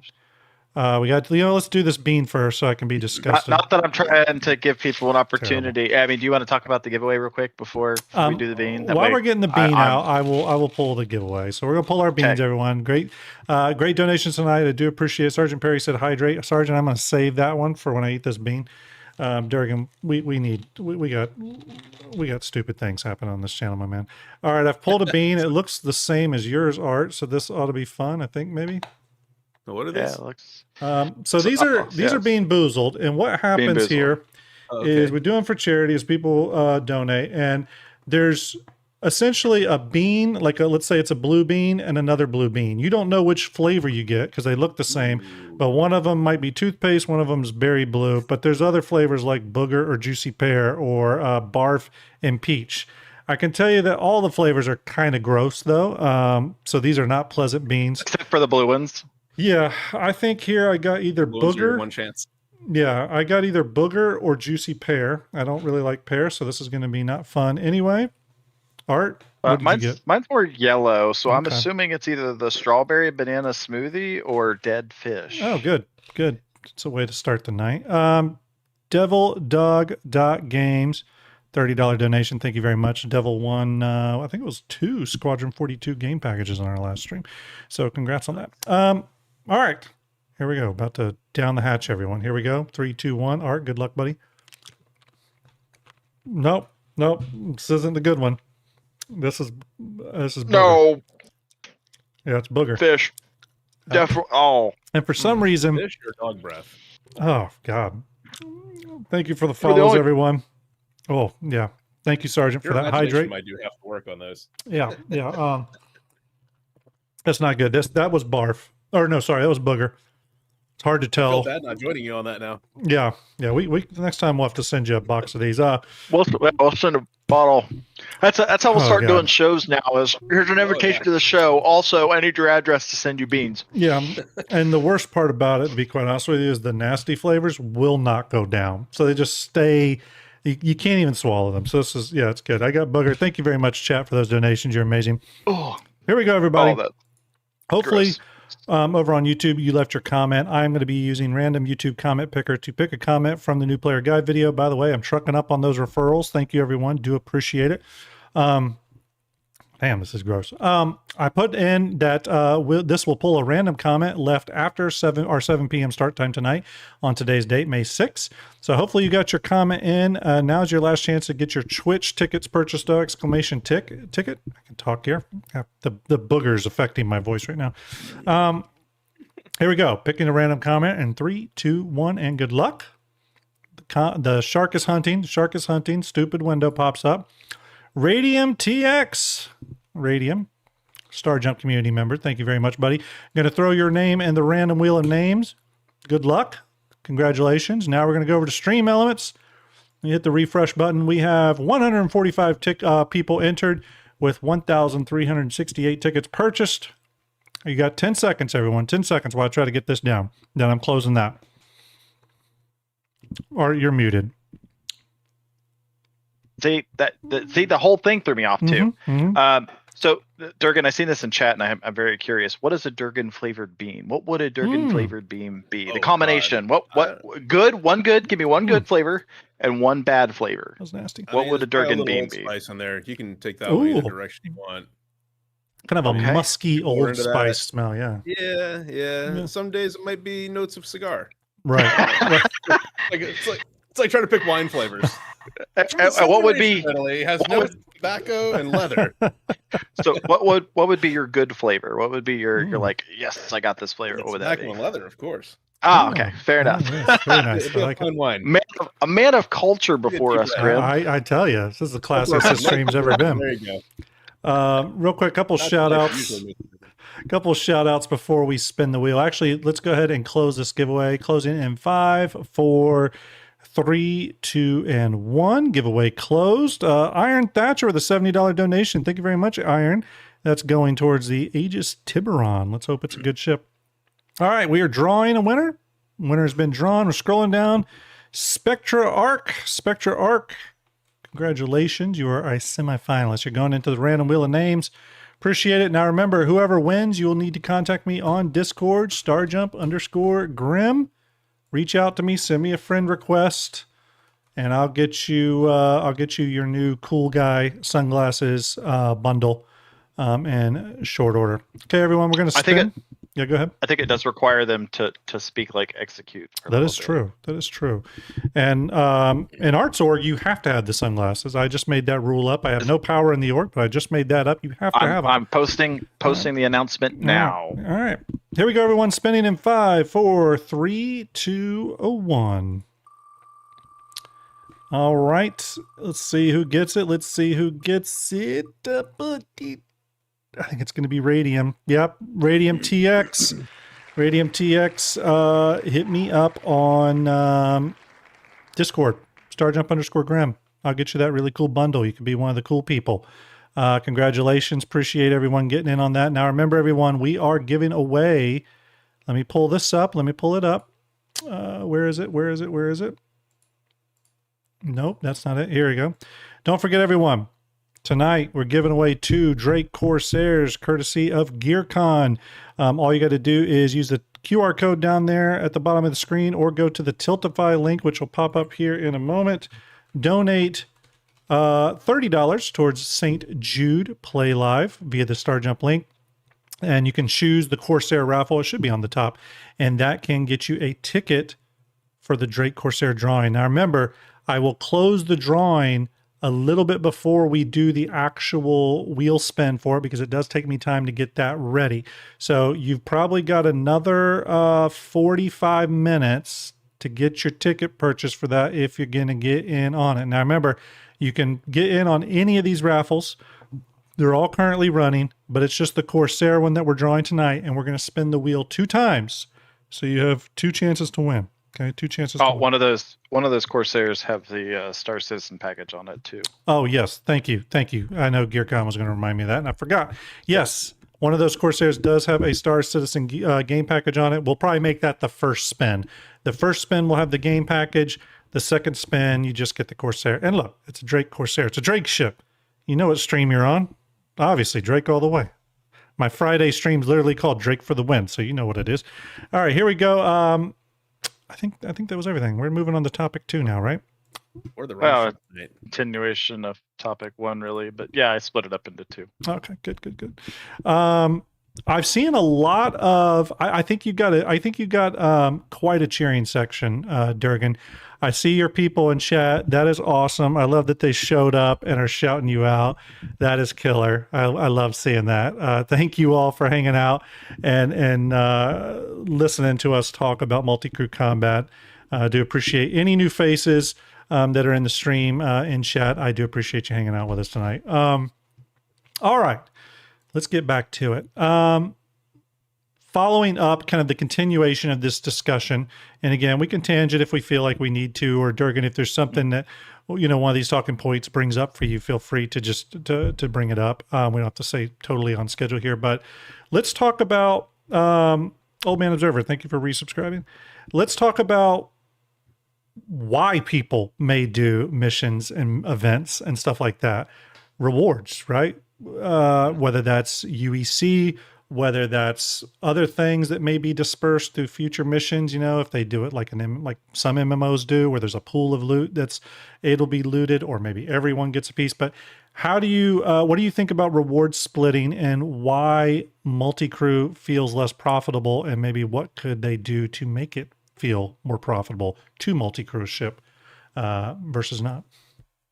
Well, I think they have continued to make it more profitable. Actually, if you look, at the contract credit rewards compared to the ones of 3, 4, 5 years ago, those rewards have come up quite a bit. Mm-hmm. As far as splitting it among the players, that's just a specific balance issue, and I think it's one that'll get hashed out a little better with more time. Obviously, if you have a mission out there for 200,000 credits, it's the same issue as having a player ranking system, right? Mm-hmm. Like, someone's going to game it. If you put any system like that in place and make it easy or advantageous for multiple people to get in, we'll be joining 700 player servers where 600 of the players are sitting in a party with a macro pressing their left bracket, accepting missions that people are sharing out and completing. And half of those, by the way, are going to be somebody's alt accounts running on virtual machines that they're then going back and scooping the credits from, and then they show up on eBay. So it's like, you had to be very careful when you're talking about the replication of rewards. As uncomfortable as it is, splitting rewards, it's kind of necessary sometimes, because you otherwise end up with like way too many people getting way too much rep advancement, too many credits, and so on. So I think it's a necessary evil, but I think it should also be scaled. And this comes with time and them balancing the game and understanding what players are capable of with the tools they're giving them. Um, Balancing things out to where the reward is appropriate to the amount of effort, including the manpower economy that has to go into completing a mission. Now, you're always going to have, your min-maxers that are going to try and find the one specific, loophole or way to complete something that's, way tougher than should be possible with one person in a ship. Once in a while, you'll find that usually if the game is well balanced, it's more of a labor of love because that person does just because, it's fun to them, and that's great. But it really does come down to a balancing thing where they have to just have the right systems in place and the right level of balance between the ships and weapons and enemies to really just make sure that reward is tuned in for the amount of effort being put in. Yeah, and one would think different. I guess, too, it depends a little bit on CIG and how they or what level of control they give us over disbursement and stuff, because and this kind of goes into a whole other thing, which is the cost of prepping for an operation, right? So, supply purchases, ammo purchases, all that kind of stuff, getting geared, getting kit, what that cost looks like versus what the reward looks like. Obviously, it's got to be worth it, right? And worth it enough that you can spread that amongst people, but also maybe not every single person. Let's take it from an org perspective. Maybe not every person. Let's say you're fielding the Nidris. Let's go back to that. Okay. Sure. Say maybe 10 people that are on the Idris for that operation are on for the entire operation for, whatever it was. Let's say it's 3 hours to do this operation. But let's say 2 of those people had to leave after an hour. If you're an org that has a proper system, you might want to only disperse a certain amount of money to them versus the people that were around the entire time. So personally, I hope with mission rewards, like the rewards that CIG has attached to missions and stuff like that, I hope that they give orgs or parties, however it wants to be divvied up, some sort of control over how disbursement happens. And that's not uncommon. There's MMOs that do that now where you can kind of control how rewards are divvied up. By the way, thank you, Rabid Crab, SVL75, Lazy Donuts, and Svilix, I can't say that name, for your $30 donations. Do appreciate that. Really, really thank you. I can't talk tonight. Really, really generous. Thank you very much.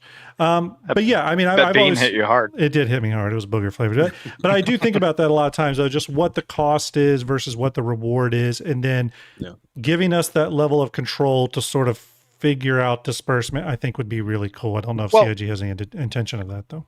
I mean, especially now with the changes coming in at 4.8, where we're going to have those loadouts, and that's going to be an additional cost on the capital ship owners that are going to come out with this stuff. And me, as primarily a Polaris guy, I like to throw torpedoes, and that's a problem, right? Because that is a lot of money, and I have upgraded torpedoes, so it's even more money. Yeah. It's. Well, you got to make it work, but it's also going to cause me to have to hold on to those torpedoes for the appropriate targets. I just can't throw a size 10 torpedo at a fighter for fun.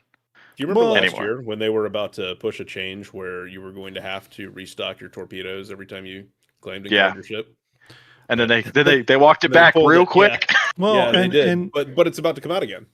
Yeah. Well, and again, that for example, stocking up a Polaris before a major org operation, I would hope the future is that you're going to be able to fund that either yourself, or you can pull based off your rank and permission level within the org, pull from some sort of org bank / coffer, you know what I mean? And on the flip side of that, I would think that they would want to give us some sort of control to be able to tax our org members if needed.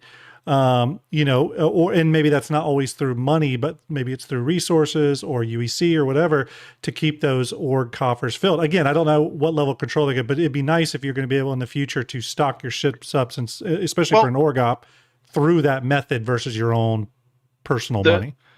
I mean, being able to craft them alone would help, but also then set it up that when I go to these stations and I am rearming and my missiles are in that hangar area, that I don't have to manually reload them, because as of right now, I have to manually reload them for that cost. Otherwise, I got to pay the money. And I understand their original vision and stuff with that, but I gotta say that as gameplay is effing miserable. Absolutely. Like during combat makes perfect sense for me to, or even mid fight, after we have like a lull in things, like we had with our operation we had over the weekend, where the enemy org, their Idris, they took off. Cool, great. Yeah. We knew they were coming back. We knew they were going to come back. So we went and we actually beat them back to Seraphim Station, which was fun to fly past them and wave. Stopped at a pad, rearmed, and came back. And of course, they jumped back in, and we were ready for it. But being able to have that to where I could reload, say at an ironclad that was, a small jump away. I'm going to use the ironclad because that's what can't wait for. But being able to put those missiles, be able to ferry them over, load them, that makes perfect sense for me. But also, I'm really kind of offended that in my own storage in the Polaris itself, I can only hold 14 attached to a grid. The rest of them are just floating around. And I was like, I'm a torpedo gunboat, like I'm a torpedo, corvette, whatever. I should be able to carry more than just 14 attached to the grid. And they're like, yep. And also, when you pull them off that grid, what do? Flow right through the floor and right out the bottom of the ship. Yep.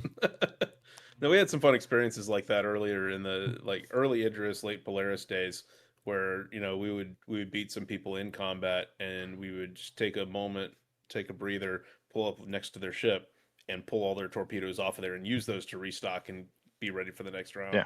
Things like that are cool. Like, that's a cool aspect to it. But having to do it as your main means of equipping and arming the ship to begin with, no. Give us some kind of pre-existing loadout.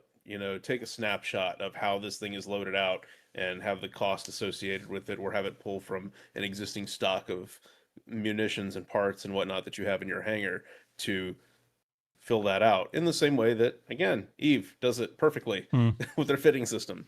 These are all solved problems, Yeah. Next topic, or next talking point. And again, it sort of goes back to let's actually skip ahead to this sort of the social systems and crew tools.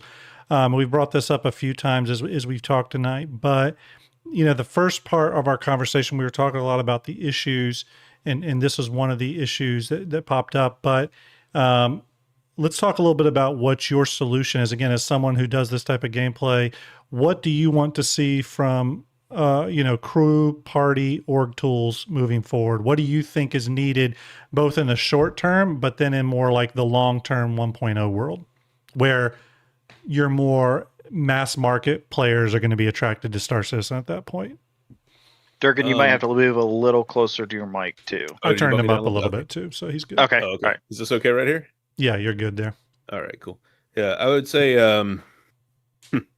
the general UI and UX needs a massive overhaul. The interfaces of the game right now are not reliable, and they're not responsive enough. It's a pain to go in and out of mobiGlas to get to basic functions. It's a pain once you're in there to click on tabs, click on buttons. The stuff doesn't seem to physically put the mouse where you've put it in time for you to click on things. You can't snap through things very quickly at all. Everything that pops up on the screen is a cool little flashy that has to, wave itself into existence. All of this stuff has to go. An interface needs to be just snappy. It has to be like that. And I don't think I think they've gotten too deep into the cinema to understand that we're players. By the time we're at hour 2500 playing this MMO that we treat as one of our main hobbies, we're not watching a movie anymore. We want to get the minutia out of the way and play the game, and you need to let the game get out of the player's way and let them play. So I think that's a huge component of it, is that they need to overhaul that UI so that it works in a snappier way. Part of that also includes slash commands for everything. You should be able to use slash commands if you're a fast typer, or have macros ready that execute slash commands to do various things to help you set up that fleet, or invite people to party, or send friend requests, things like that. That, you need it doesn't have to be fully automated, but like there needs to be a level of automation possible. I go back again to Star Wars Galaxies. They not only had slash commands for literally everything in the game, they had a macro system built into it. And you could make macros. You could program out macros with pauses and calls to other macros. And like, it was a very deep system, and people did incredible stuff with it. I'm not saying we need to go that far, but everything that you do in the game with the social system needs to have a set of slash commands with it that correspond to a UI element somewhere, so that you can just, move and get your stuff done. I think those are probably a couple of the most important parts to it. And I don't want to leave off like all the other basic functions, all the things that these systems are supposed to do, because we're so used to them in other games, it's easy to take them for granted. But those things come into Star Citizen, and we end up with a very half-baked version of them. Sure. I want to see a fully featured set that is robust and is quick and easy to use and works well. I want to see what other games have here. I've often thought about this too, and something that comes up frequently is like, again, we've talked a little bit about it, but that gamification where it's like, okay, we don't need everything and the fancy, swish swooshy graphic thing. Thank you, Fenrir. Sometimes we just want the window to pop up, instantaneously, do what we need to do, whether that's invite a new party member or what have you. And then I've heard this argument from other people. They're like, well, I feel like that's immersion breaking and it kind of ruins stuff. And sometimes and I don't agree with that. But I've often sometimes thought about, well, how could CIG at least somehow give that stuff some maybe meaning, and on the flip side, maybe even reinforce some of those multi-crew positions on some of these bigger ships. And one of the things I was thinking is, if you remember CIG talking about how, and we have this in game, but it's not really utilized, I think, in the way it could. But we can cast certain MFD screens to our visor, right? I think it would be cool if, when you cast certain MFD screens to your visor and or mobiGlas apps, including like the social app and stuff, that then activates the ability to have certain shortcuts and hotkeys and macros and all that stuff activated. Because I can definitely see a world where you got so many options for macros, it could almost get overwhelming. But if you wanted to sort of reinforce those roles, for example, I always go to like, okay, well, let's say you had a comms officer on your ship. Well, they have the ability, just through the rank given through the crew system, to have all this like power over who gets invited, and they can do that really quick outside of like the mobiGlas app. You know what I mean? They almost get like a command and control interface for interacting with other people, bringing them in, assigning them positions, this, that, and the other, versus like, okay, you're an engineer on a ship. Maybe you get the ability, just through your rank being assigned, to get certain things casted in your visor that give you quick information, versus always having to go to an engineering console, right?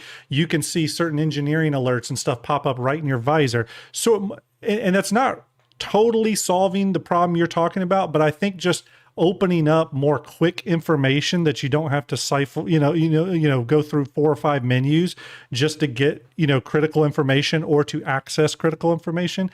I think finding ways to either do that on a per role basis and or just open it up to everyone where they have that, that ease of navigating the menus, doing the things we need to do, the stuff that should be fast. I think that's everything from inventory management to party and org management. Inviting a friend to the party, for example, should not be as slow and painful as it is now. Just all that kind of stuff in a much more reactive, fast system. And then again, if CIG felt like some of that stuff they did for some, and I don't think they should do this, by the way, but if they did feel like they had to sort of bake it into the fantasy of the game, then I would open it up to crew positions and or org positions where certain people have access to quick tools that allow them to manage certain things like that. I don't know. We'll see where CIG, ultimately, I hope they err on something you said earlier, Durgan, which I think is a great phrase, which is the game should just get out of your way. And I think that's where CIG should go with this stuff. You know what I mean? Yeah. So yeah, let's hope they do. Let's talk about one why? Let's talk about the multi-crew roles and ships really quick. I know right now there's a lot of repetitive stuff in some of that, in some of the gameplay attached to some of those roles, and or gameplay that's not active for large periods of time. And what I find is that you'll see people occupy multiple roles on a ship. Oh, I'm a turret gunner, but I'm also the engineer, and I also do this thing. I also go down and move ammo or this, that, and the other in the ship. Do you think the future is sort of people handling multiple roles on a ship, or do you think the future is making sure every role has enough to do that you're dedicated to that role? Do you where do you see that kind of falling out in a future Star Citizen 1.0 kind of world? I think from a gaming perspective, the path forward for that is flex. It's everyone knowing all of these roles, and but rather than being hyper specialized in one thing, I think that's where you get very boring, very pigeonholed gameplay. There's a couple of great examples out on Steam right now that have come out the past couple of years.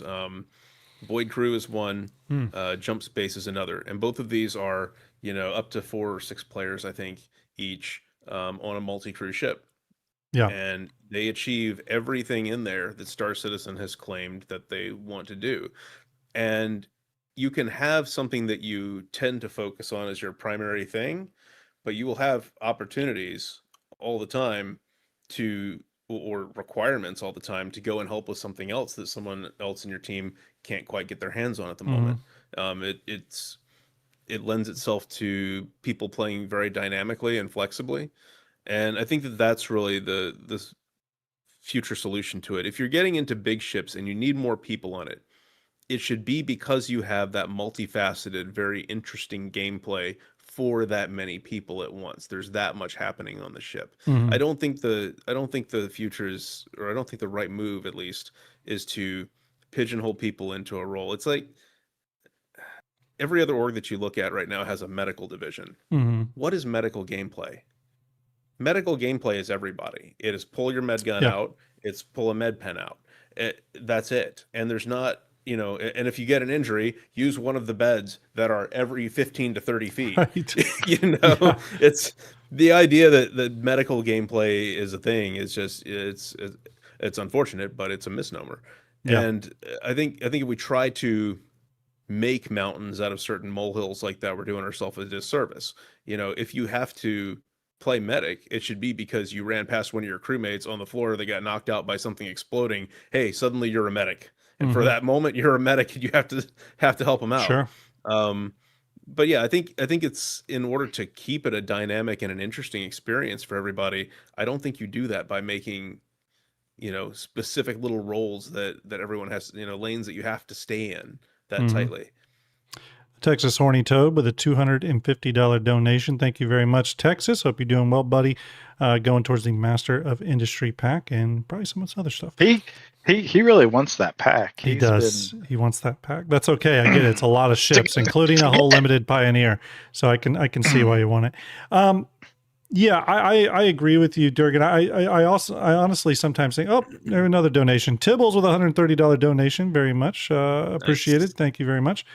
We got the money rolling in now, everyone. We're at $41,887. I think that means we've got up to a little over $1,000 raise tonight so far. So do appreciate it.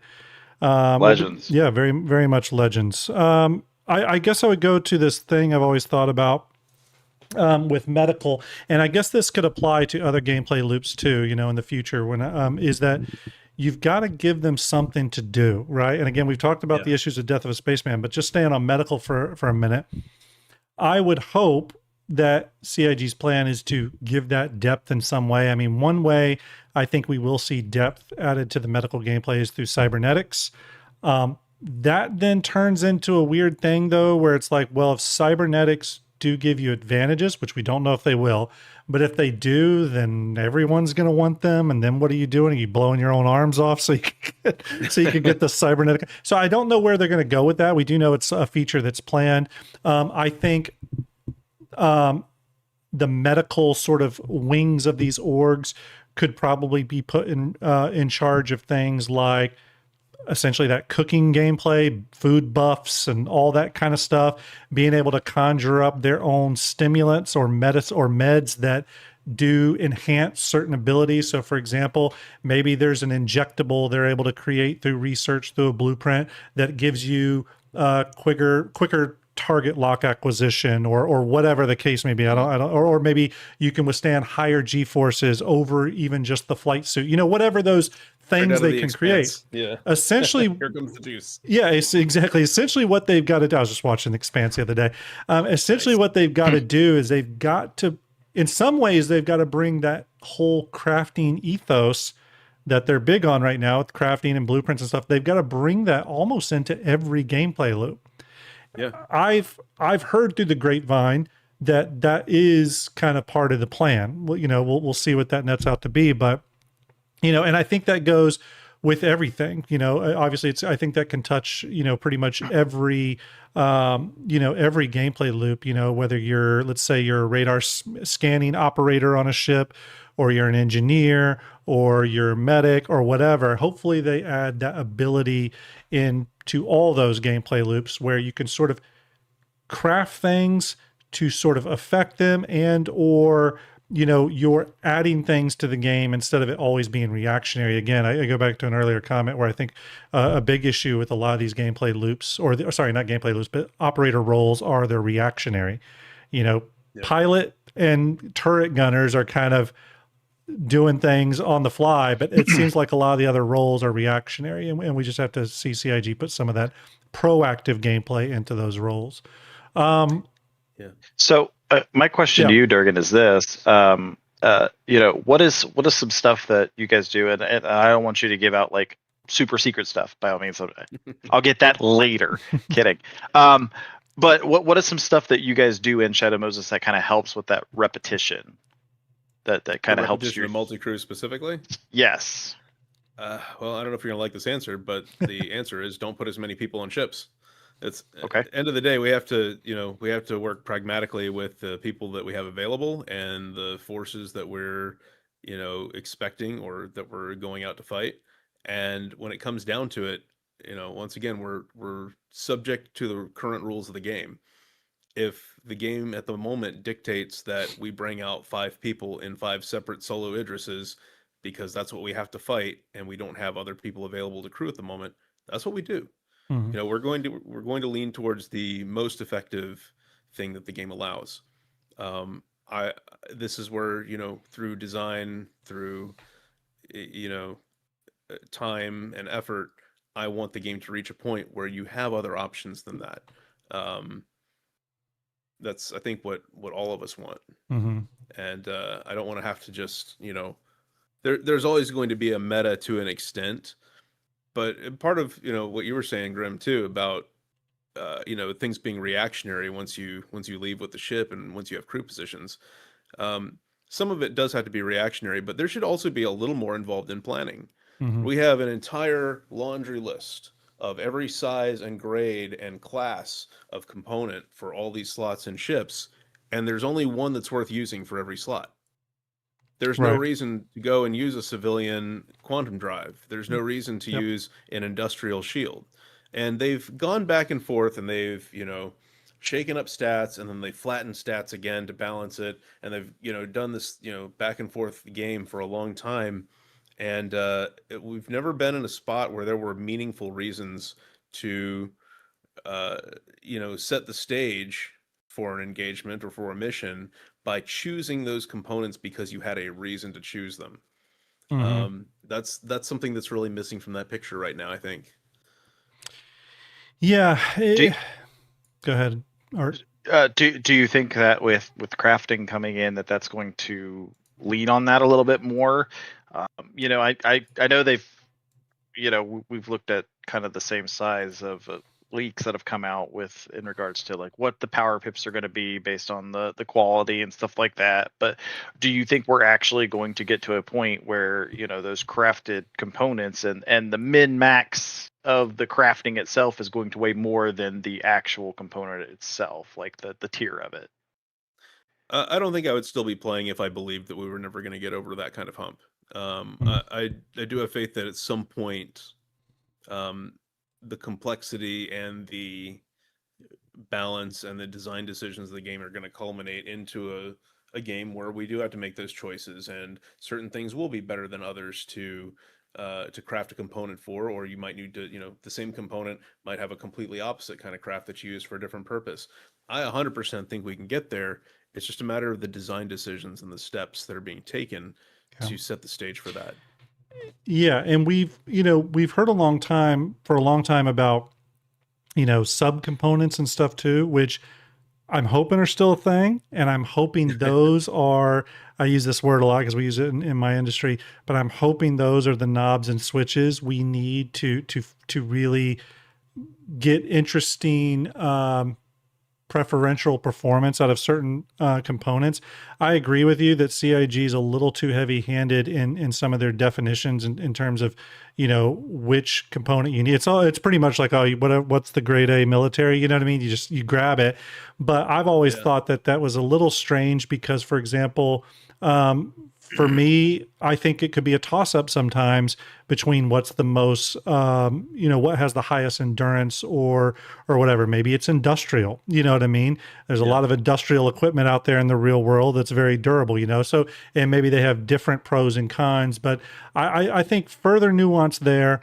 I think crafting is going to bring some level of that, obviously, with the tiered system with that, but then even further, having subcomponents in there, and the subcomponents maybe can be their own sort of subcategory. So for example, maybe you could get into a situation where you actually want the civilian component here, the civilian class A component, but you want these two military subcomponents put into it. You know what I mean? I don't know. I think they could go in some really fun, interesting way. I mean, technically all that is some window dressing for giving you more customization over a component, but essentially bringing something like that in, I think could bring some really cool gameplay, into the game. And here's the thing, the thing always comes up, well, how do you balance for that much depth, and or isn't there always going to be a meta? There always will be. I do not believe this whole thing about this game is just going to always eventually get to a point where it's balanced.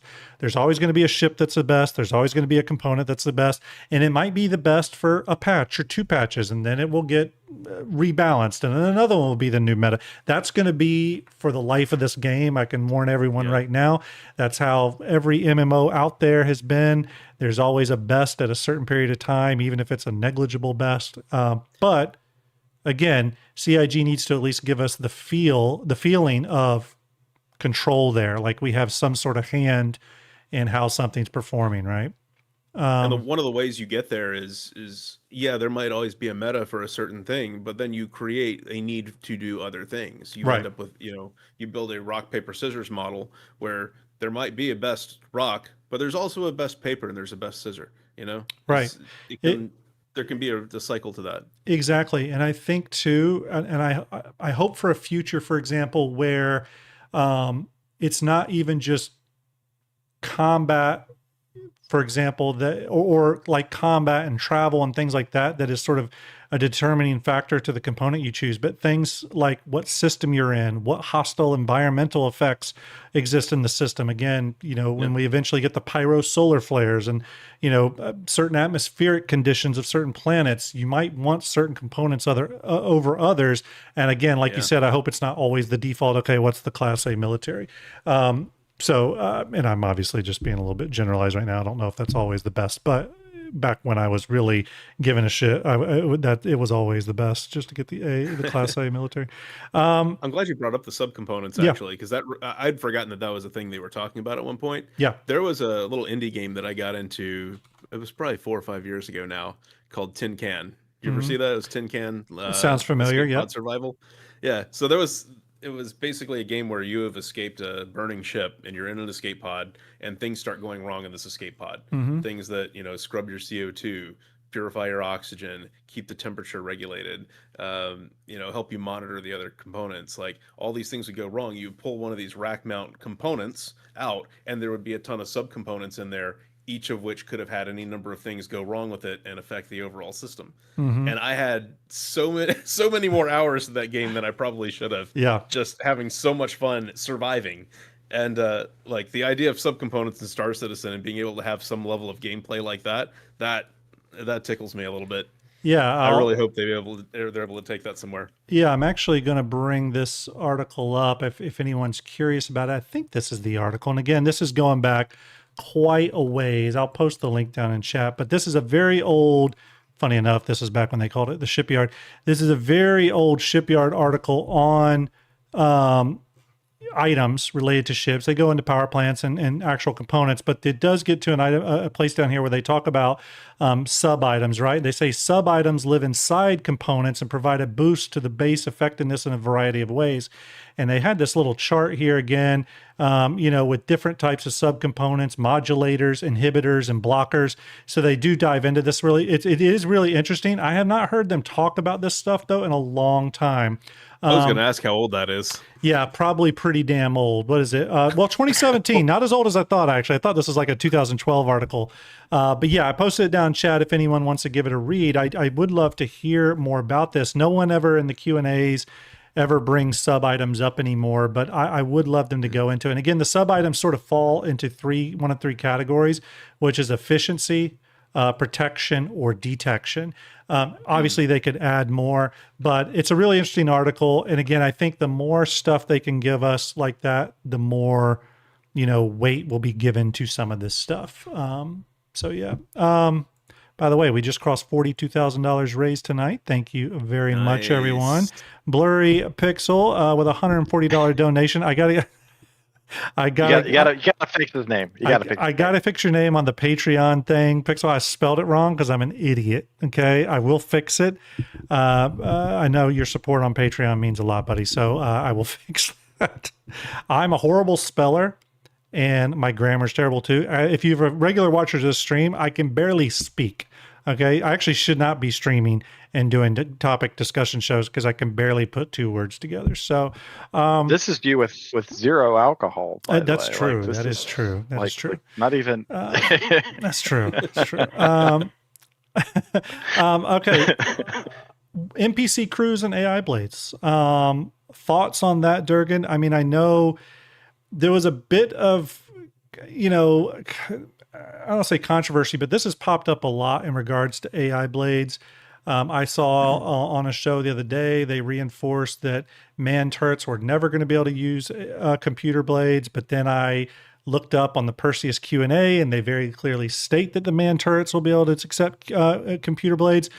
So I think there's always been confusion around that. But on the topic of AI blades and on the topic of NPC crews, how do you see those two things affecting the, let's just say, crew requirements of multi-crew gameplay? Is it a good thing? Is it ultimately a bad thing? Question. Is it eroding? When I think of, AI blades or NPC crew, yeah, what I'm thinking of is a stopgap for someone that doesn't have the human crew to play with, and there's, maybe some curated content in the game that they want to be able to get through on their own. Whether that's, something like TSGs or just mission running, things like that. I feel like obviously it's going to end up in the game at some point, and I think that the balance point for it needs to be such that it's useful for getting through those things when you don't have friends with you. It's not going to replace a human crew. I don't think it should have anywhere near the capabilities of, even one of your low mid-range kind of casual players. Like, it needs to be something that is a good stopgap that can compete with the NPCs you're fighting.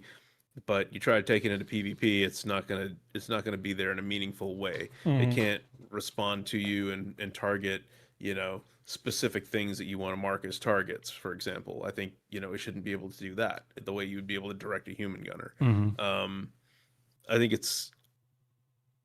I think it can very much have a good positive role to play because, and I don't have a ton of sympathy for solo players in a massively multiplayer online game, but everybody wants to chill and do things by themselves sometimes, and I don't think there's anything wrong with that. I think that that's where NPC crew and AI blades can fill in, and it's probably can be appropriate there. Yeah. As long as that's where it stops. And we're on the subject of blades. I'll bring this up really quick. Again, this is an article from 2020, specifically covering Let me go down, specifically covering blades. If any of you have ever heard about blades, talked about on shows and been curious what sort of the CIG design docs laid out for blades in their future.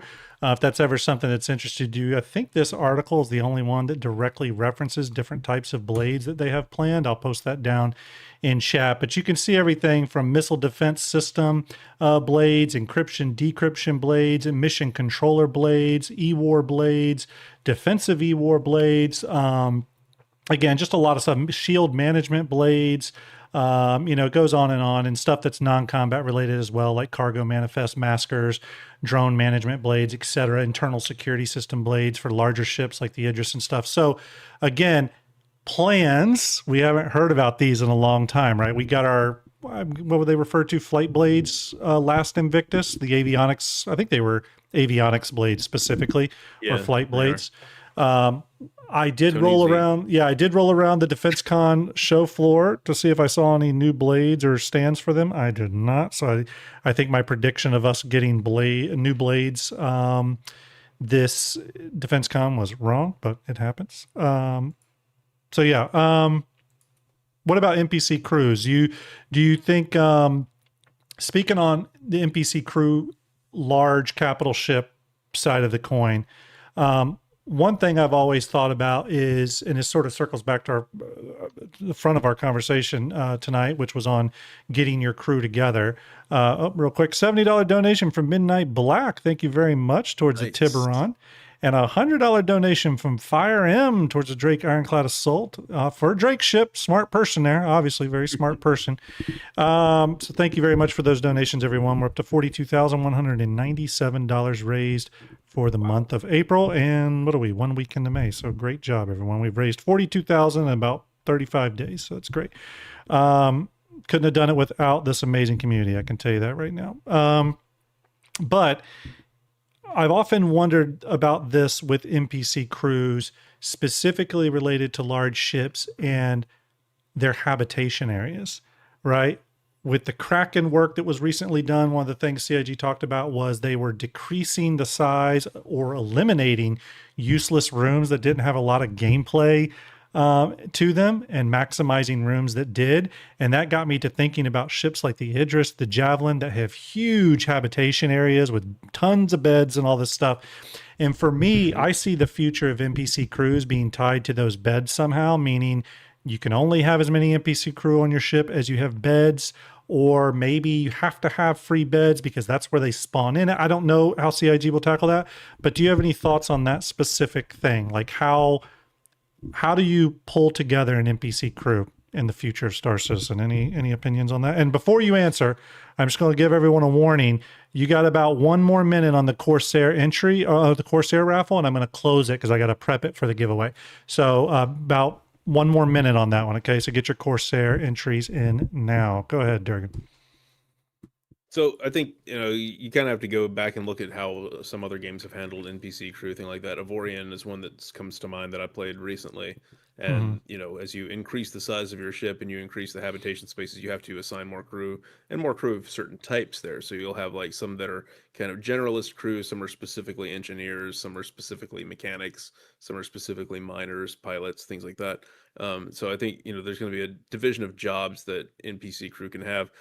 As far as how it'll function in here, I think to understand that, we probably need to look at the development of Squadron 42, because that's where I've seen a lot of their AI development come out in the updates for that, where they talk about how they habitate, how they go around the ship doing jobs that make sense for them to do on that kind of ship for their particular role. You have medics that visit the med bay. You have, janitors that are mopping floors. This is, all stuff that 1 month at a time. And I think it's pretty easy to overlook a lot of it. This is stuff that they've developed to make a living world in Squadron 42. I think for NPC crew to come over, I think probably their goal is to use those systems that they developed for Squadron and start bringing that over in a way that, you hire NPC crew, they walk on board, they know what to do because the logic has already been dictated. This kind of crewman does this kind of work on the ship, and so on, and all I have to do is turn that into a functional thing that actually allows you to continue running your ship and doing these other things with it. And then that kind of leads into conversations again, going back to our sort of role play fantasy talk earlier. How much control over do we have over that crew's priorities? For example, if you're going out on a large scale org mission that night, but you got a few NPC crew on your ship along with some human org members, how do you prioritize that NPC crew to be like, hey, we're focused on combat here. I don't need you mopping the floor while we're going up against the Mauler or the Kingship or whatever it may be.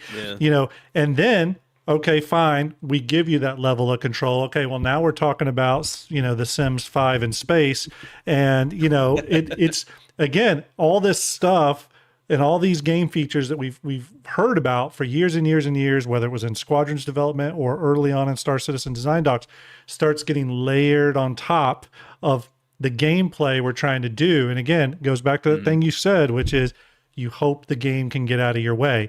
And I think a lot of that can be enabled, the game getting out of your way by giving the players some level of control over it. Absolutely. Right? The best systems are the ones where players can make their decisions with it. Yeah. And, you support their ability to make those decisions quickly. Yeah. The way you were describing that actually made me think of another perfect example, which is barotrauma. You can get NPC crew on your ship, and they can be of various types, and you can assign them to do any job on the ship. If you assign an engineer to do medical tasks, for example, they might not be as good at it, but they'll be able to do it. They'll give it their best shot. And it's kind of, a stat-based thing based on, how well they interact with stuff. But when you do that, when you go into a situation or whatever, you can attach standing orders to these crew. You'll have a list of crew on the side. You just go up there, right click on it, say, do this thing, this thing, this thing. You give them a priority of things to do. And then if that thing happens, if their order is to, do damage control and a fire breaks out, they're going to go to the nearest fire alarm that they find, and they're going to go and deal with that to the level of their NPC ability. So yeah, it's another solved problem, in my opinion. Barotrauma does, I can't say that they do it well. They do it as you would expect NPC crew to do it. You will always prefer to have a human player that you can just yell at on comms real quick to do it, and not an NPC. I think that's kind of the nature of NPC crew like that is it's never fully predictable. They're never always going to do the exact right thing. Right. Just like a human's never going to do the exact right thing. But I think that's probably, if I had to guess, and this is something that's so far off that it's pure speculation to even talk about this. It is, yeah. Envisioning it as I would want to do it if they're doing it this way, I think it's going to be something similar to that. That's how I would want to play it. It's one of those things. It is far off, but again, you sort of start thinking like it's far off, but I really hope that they are. And I would think they are, but you do go, I really hope they're considering it as they're designing stuff now. You know what I mean? All right. So everyone, just heads up, I have ended the Corsair raffle. I'm going to start prepping that for drawing. Remember, we're going to be spinning for 2 of those. While I'm prepping that, because it takes a little bit, I have 2 sort of follow-up questions going along with the topic tonight, Durgan, that maybe weren't on the original show notes, or maybe they were. But the first one is, coming up on Anvil Day, we have the Odin concept being revealed. Big giant ship, bigger than the Javelin. We all know about it. We've all heard things. They said in the write-up for it that's going to be the most crew-intensive ship they have sold to players. So I guess my question to you is, how do the future of larger ships, so I'm talking, Javelin, Krakens, Odins, and maybe even Bengals, in the future, where we're crafting those at our space stations, how do those ships impact everything we've talked about? Obviously, they're going to exacerbate an already bad issue. We're talking about Idris's over here, but then what are we dealing with when we're talking about ships like the Odin? Have you thought about that at all? Like what the future of these really monster ships look like? Is it only a raid-based situation you'd be using them in where everyone's organized to get on them? I mean, how do you see the future of that? I'm curious. That's, there's a lot of ways it can go, obviously. The way I would like to see it go is that, a large ship like that takes a lot of prep, a lot of logistical loading up, burns a lot of fuel. I do think the gameplay should exist to where you're very careful about how you deploy that thing. It shouldn't be something that you do lightly. That's what I would like to see. Beyond that, it's hard to speculate much on Sure. what their intent is on it, because they can say something that sounds cool marketing wise, like it's the most crew intensive ship yet. What does crew intensive mean? Someone from CIG explain that one to me, because I can tell you there's not a single crew intensive ship that we have right now. Yeah, so that's a kind of a question I would need to have answered before we can even go any deeper on that. So like, how do you feel about, when they come out and they said, hey, we're gonna release, the Odin, and it's gonna be, it's gonna have this one spectacular, amazing thing. In your opinion, what would you like to see in the battle cruiser? What is something that you're like, yep, this is what it needs. This is the icing on the cake, besides just a big ship with big guns. It really comes down to, I mean, I don't know what else you go to other than that, honestly, is because we're so lacking in other aspects of gameplay that can take the treatment of a tailor-made ship for it. I don't feel like we have any gaps that need to be filled by specialized ships at the moment until certain other kinds of gameplay come into play. The presence of another giant ship, and I think it's good that we're not really having to have this discussion in earnest right now, because this is being introduced as a concept right now. This means I'll be there in a minute. It's a lot of things can change 4 years down the line before we actually see the thing. Right. So I think the more exciting question for me is, how is the game going to change before it gets to that point to provide things that ship might end up being good at? Okay. Yeah. Yeah, were you guys, sorry I had to step away from it, but were you guys talking about possible station warfare stuff in the future? We were gotten as far as that. Odin. Because I think that's because I think what do you use the Odin for? I literally think the ships that are of that size, it's station warfare.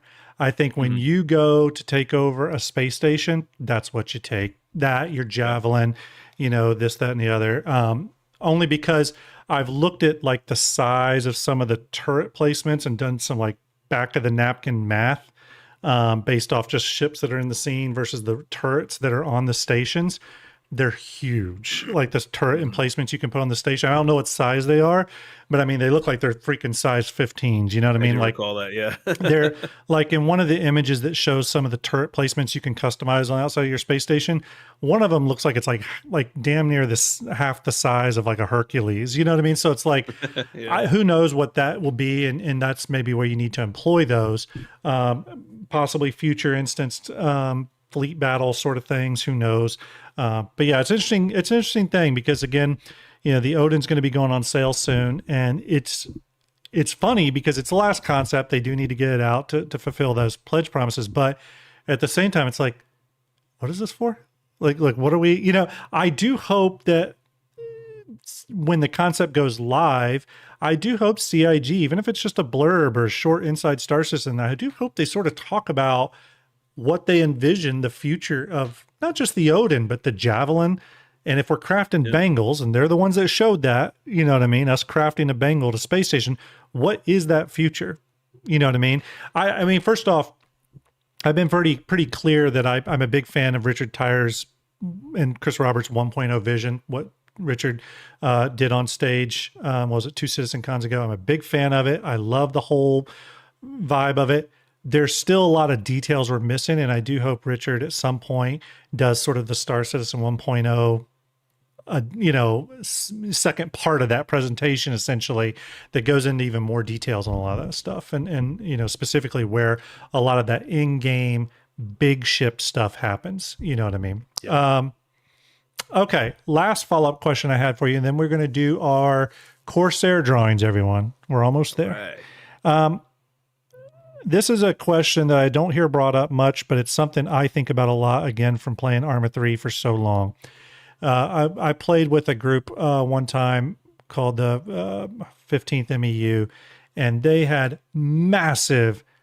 first off, they had a massive training facility that they custom built, but they also had training scenarios they did. It was like twice a week.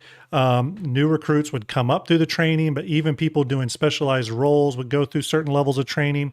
And it was all kinds of stuff, not just training your role, but training how to move. And I know it's not 100% one-to-one to Star Citizen, but training how to move as a unit. What's a wedge formation? What's a this formation? All that.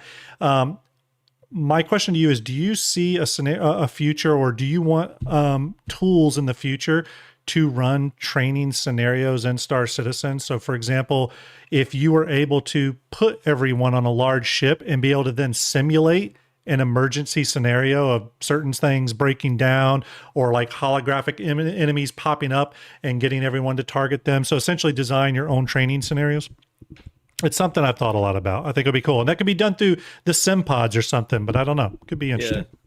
Yeah. That's funny. Tumblr in chat there's literally said, "Isn't that AC?" Oh, it's well, what AC is supposed to be. Yeah. So I have to laugh at that because we're in the throes of so many Arena Commander problems right now, and that is specifically what Arena Commander is supposed to be for. And I think having some expanded tools in there would be huge to be able to, like, as you're saying, create emergency scenarios on board a ship. Yeah. To have design your own scenarios even. Yeah, as a lot of times, we design our own scenarios or we set up our own training, but it's usually in the persistent universe. It's a lot of setup because you're physically moving everything everywhere. That's not something you can just, click a save button on and then reload later, which is, would be a great set of tools to have. But like Arena Commander, I feel like is supposed to be the place that you're able to do this. And it has fallen so far by the wayside over the years. Every patch, something seems to break a little more with it. Yeah. This patch, it's been a long time since I've even attempted it. Yeah. In the last patch, a bug started with Star Marine to where the armor that you wear in there doesn't have any value to defense. So every weapon in there pretty much one-shots you. Oh, wow. This patch, you go to equip something on your ship, which that entire screen is already janky. You make a couple of changes and you hit save, you have to back out of the menu and come back in because whatever, JSON sheet or whatever the hell they've got behind the back end of it just goes to hell.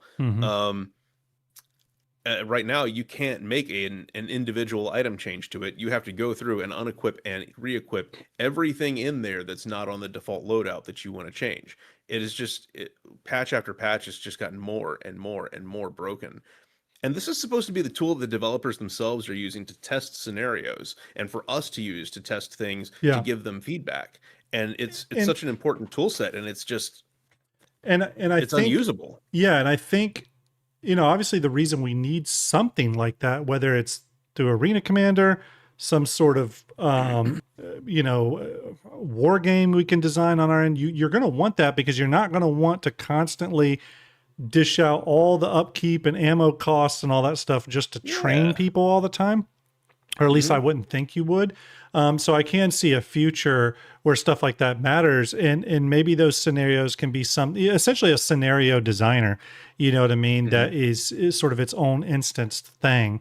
I feel like the tech is all there, whether you did it through instances you create and or through Arena Commander, however they decide to do it. I feel like the tools are there. It's just them doing it. And again, I think, sure, it could be too early for that, but I do see a world where that's needed for 1.0. You know what I mean? 100%. Especially if and not even fully necessary for combat. I mean, I think it's most useful for combat, but I could see a scenario where you're just like training your miners how to mine and then come back and drop off at the refining ship, and the refining ship retrieve it and process it, this, that, and the other. I mean, I could see a lot of complicated scenarios that you would want to train your people with. So I don't know. Well, I think some of it has to do too with the player limitation. I mean, you go to places like Pirate Swarm and Vandal Swarm, and you can only have 4 people in there. And it's like, I get it, there's supposed to be a challenge there, but just increase the challenge with the amount of people. But those scenarios would be great for turret training for new players, or just general orientation. I'm not doing something super specific, but getting, and then having like 2 ships there. Then you can work on, not cross shooting each other, or a couple fighters that are flying escort with you. So you're working about not flagging your own guys and hitting your own guys while you're still trying to assist. But when you can only put 4 guys into one of those matches, it's just like, what's the point of doing this? I already did it. I already beat it. I got the access to the Gladius and the Caterpillar next. Yeah. And again, maybe, maybe I'm thinking about training and not even just training, but just onboarding new members sometimes, right? Yeah. And maybe I'm thinking about this wrong, but I always just go back to the pain that was Arma. I mean, some of the milsim groups I was in, we trained a hell of a lot more than we actually did the op. Your op may be, 2 ops a month, and they're very complicated, but in the 2 weeks you had up before an op, you might train 5 times or 4 times. And that, in a sense, sort of became your gameplay. And I'm not saying Star Citizen needs to go that far. As a matter of fact, I don't think they should, where your training's the gameplay. It made sense in a military combined arms sort of simulator. It's a special kind of org. Yeah, it's a special kind of thing. That wants to do that. I could see some additional tools like that being really helpful to org leaders and stuff. Okay, everyone, it's time. I'm going to flip over. It's time to spin for 2 Corsairs. The first one is a Corsair with game package. The other one is just a Corsair butt naked. But it's still a Corsair. So, we do need a bean, don't we? Damn it. We've done like over $1,000, dude. We kind of have to. I think we should double barrel 2 of them at the same time. God. I said another bean, not 2. That's insane. Right. Also, cue the graphic. You work so hard on that graphic, and you never use it. Here we go. Ding, there we go. There we go. Yeah, So I made this graphic technically for when I stream with my daughter, and she likes to do the beans. I made one for her too, but I figured I'd throw it on here. So. Oh, this is this is all bad. Yeah. So I got these 2. And what you're looking at with these 2 is, let me go to our bigger window for a minute. What you're looking at with these 2 for me is you're looking at either top banana or wet dog. That's one of my flavors. And the other one is the classic, you know it well, old bandage or pomegranate. So those are my options. So worst case scenario, I'm getting wet dog and old bandage. Best case scenario, I'm getting banana and pomegranate, which does not sound like a good mixture anyway. Art, what you got? Burnt rubber or licorice. That's I like that one actually. Or burnt rubber and licorice, because they're both black. God. So I've got a 100% chance of getting burnt rubber out of this. Last year I built up quite a tolerance to burnt rubber, so burnt rubber's not that bad to me anymore. The licorice, I usually don't like licorice, but it's so good compared to the nasty tastes of these that it's actually not bad. It's the fact that it hangs out in your nose for like 3 hours afterwards. Yes. Here we go, everyone. We've raised quite a bit of money tonight. I think, what was it, 1,000, 2,000? That's a lot of money tonight. Yeah, we raised quite a bit. Yeah. So thank you, everyone. You're all amazing. Let's, thank you for subscribing, Lax Fan. Appreciate that. Let's go ahead and double shot this. Art, good luck, my friend. Down the hatch. Wait a minute. Not bad. I may have did good on this one. Might have a winner. Oh yeah, it's banana and pomegranate. This is not bad. Not bad. This is when you stack it up next to the alternatives. I mean, this is all bad. This is double burnt rubber. Yeah, you got double burnt rubber. Good. Good. Someone clip that. I know a sand groper's here. He'll clip that. No, I don't mean. Yeah, Arch down. He's going to be, his stomach's going to be hurting tomorrow. I can already tell. Nice knowing you, buddy. Yeah. Yeah, this was a pleasure. Thank you. Thank you, chat. This is a delicious mixture. It tastes like a smoothie. Art, I hate you. Yeah. Art, I hate you a lot. Yes, Platinum Rabbit is it's a good combo. Good combo. Pomegranate and banana. Pretty darn good. Yeah, I like that. All right, everyone.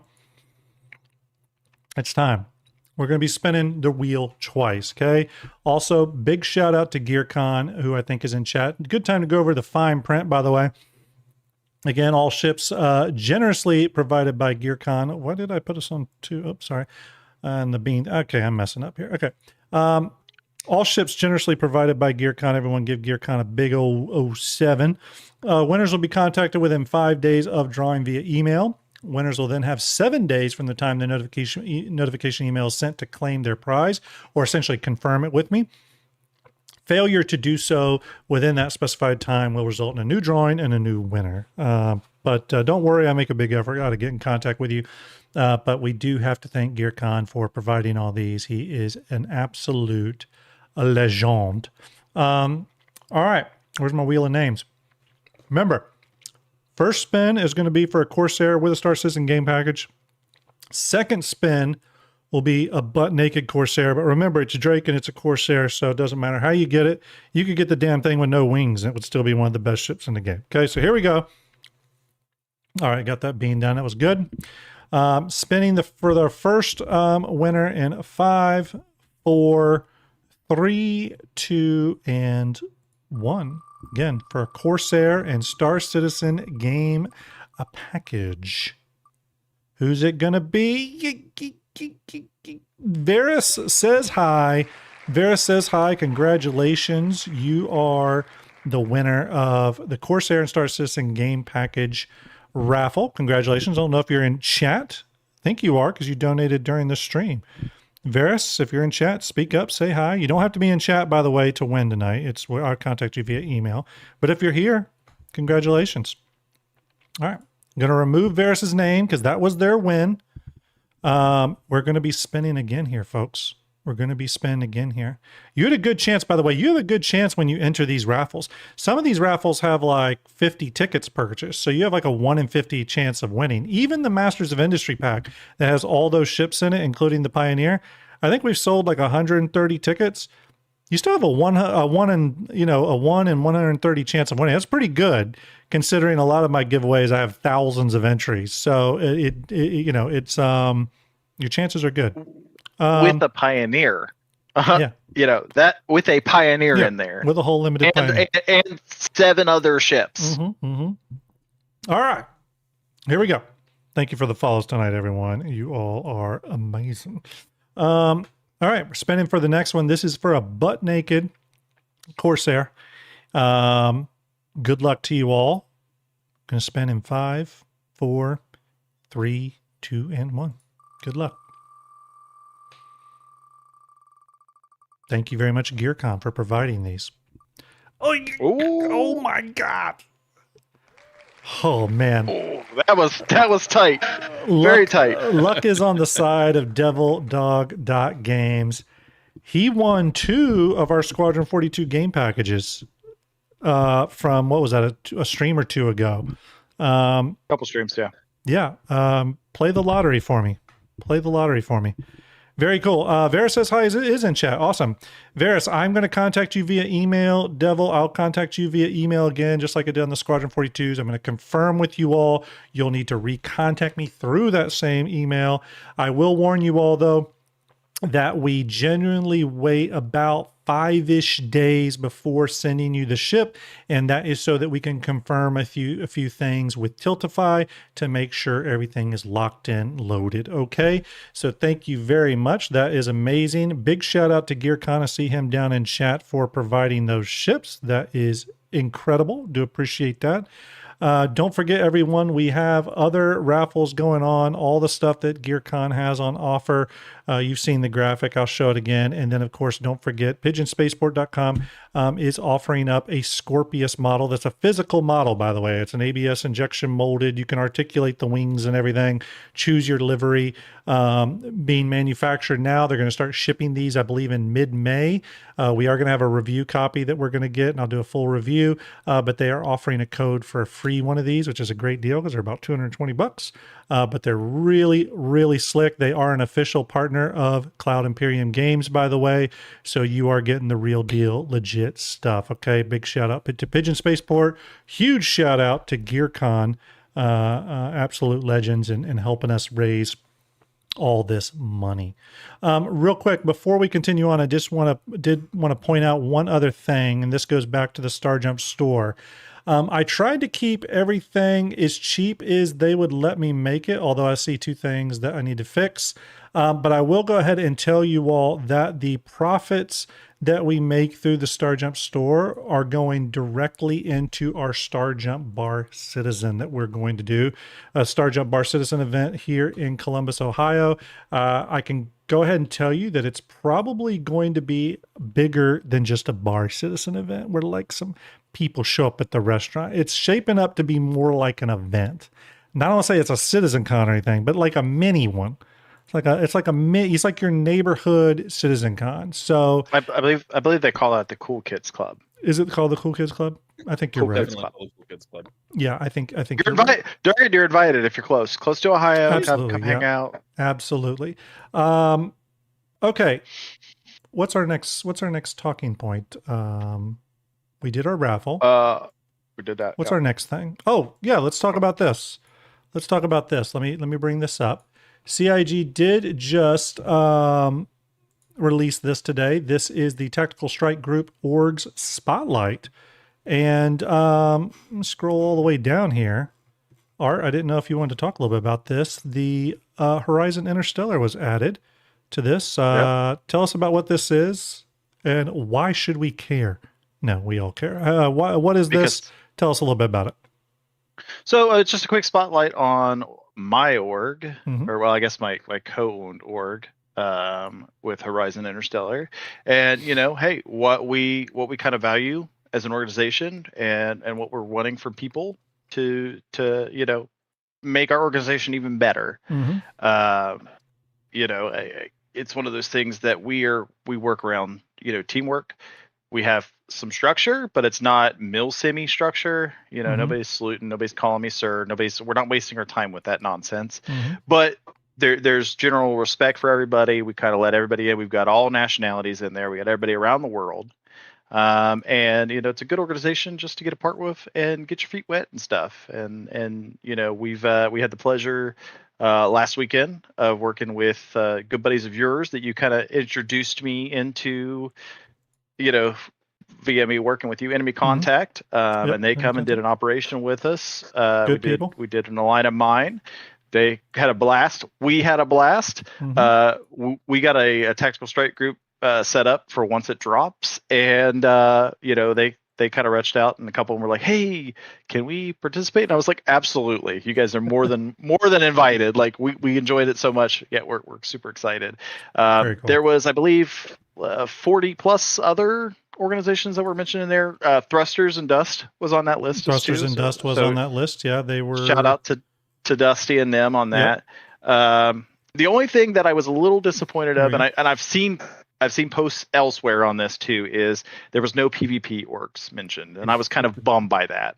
I'm sure Durgan, I'm sure you as well are kind of like for reals, but I didn't see really anything that was like super PvP focused org wise on there, and I was a little disappointed. Was that because were they choosing orgs specifically because of the tactical? Is it specifically tied to the tactical strike? It was about the TSGs. Yeah, okay. I think that was probably lent into some of the selection there.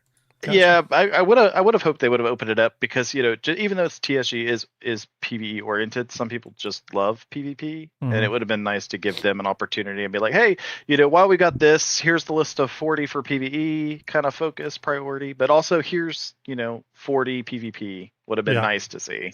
Yeah, it's okay. When the TSGs come out, I'm sure we'll give some of them an opportunity to experience PvP as well. I like that subtle threat. Just send me a message before so I can prepare myself. when he jumps in, he goes, "Hey, buddy." Ah, crap. I wasn't prepared for this. Next thing, we got another thing to talk about. There was let me switch over. There was an article on This Week in Video Games. Great website, by the way. But they had an article on Star Citizen, appropriately titled, "Is Star Citizen a Real Video Game?" Which I think was great, being that they interviewed Chris Roberts. I do think this interview took place around the time of that Interatmosphere event, if I'm not mistaken. I'm not 100% on that. I would have to find out, but I think that's when this article took place this interview took place, because I think Chris Roberts did do a few interviews around that time when he was down in Australia. So yeah, it's a little bit old news, as Sergeant Perry says, but there was a couple interesting points in here. One of the things he said is that they don't have a hard release date. It says right here, we don't have a hard date for 1.0, which we were talking about that in the Discord today, and honestly, I think this was the most appropriate answer he could give. I know there had been some previous interviews where he'd supposedly tossed around 2027, 2028, which I think is impossible. I think CIG just needs to hold the line with 1.0. It'll be done. It's done. I think later in the article, they mentioned that, and this is probably the most controversial thing, is it says here that we're going to get Squadron out first. The plan is for the end of this year, but there's a certain thing in the industry that we, like everyone else, have to pay attention to, so I can't 100% guarantee it. Robert says, hinting at Rockstar's GTA 6 releasing in November. Then he says, after that, we'll do the 1.0 push. I will say this. I was talking, maybe it was Ruben Source on Twitter had posted something about that. And I can confirm to you, it's not just a game industry thing. In the film industry, which I work in, movies are getting out of the way of GTA 6. Like, wow. It's never been just games. It's really all of pop culture tries to get out of the way of the wrecking ball that is GTA 6. So I don't hold anything against Chris Roberts for saying anything like that. I mean, that's just smart marketing thinking there. It's not just, like I said, not just video games. It's movies, it's TV, it's news stuff too, like stuff that companies want to put out there. They're going to not even put their press releases out around that time because GTA will suck all the oxygen out of the room. The only cool thing, though, the most cool thing in this article, goes without saying, is they had a screenshot of Starjump Fleet Viewer in there. Shout out to, hey. And I'll say this, they credited us, which is pretty good. I'll give them a shout out. Real journalism isn't dead. Yeah. Well, so what are this place called? This Week in Video Game. This Week in Video Game, videogames.com. I can get that out. So properly crediting, and I don't know whose fleet this is. Maybe they designed it. I don't know, but very, very cool. On Fleet Viewer News, by the way, everyone, we are working on things behind the scenes to make updates faster. Our current bottleneck with updates is that there's 3 of us involved in the app, and there's a pipeline that exists, and it's kind of complicated. We're working at ways to efficiently change some pathways to deployment to allow us to get things done quicker. Okay. Okay. Yeah. Is the Pitbull in Fleet Viewer yet? Just asking. It's no. I will say this, for those wondering, we can't get anything into Fleet Viewer until the files land into the game client. For flight ready ships, as I've said before, we use VMXEO's tool. He created it with other people, Ventivar and James the Stormtrooper, and there's a lot of people in the modding community that have worked on it too. But we use Starfab to pull the ships from the game client and then publish them into Fleet Viewer. But there's a lot of stuff that goes into that. The images, first off, it has to be rebuilt in Blender. Those then have to be rendered. Then we have to conform those images. We have to size them appropriately on the on fleetviewer.com, which is a whole other thing. So it gets a little complicated, but we are working on processes to get that done faster and more efficient. All right. We've covered about everything. So I think to wrap stuff up, Durgan, I think I wanted to hand it over to you for a minute. If you want to shout out Shadow Moses, or if you have any parting thoughts about the main topic tonight, yeah. I'll give you the floor. One thing before we do that is, I just looking through here, apparently you guys are hiring miners and fabricator. I just thought I got pinged. So I said I'd tell you. I don't want to be a liar. You need to talk about that too, please. Yeah, I will. Right. Actually, I saw that. You got pinged too? No way. Yeah. So obviously I'm here representing Shadow Moses. We are in all of our branches looking for top talent all the time. We're always recruiting. If you're a top end pilot, FPS gamer, or have a particular skill in one of the support categories, especially mining and industry right now, yes, we are looking for that in particular. So we join the Shadow Moses Discord, discord.gg/Shadow Moses. We have a recruitment section at the top for each of those divisions.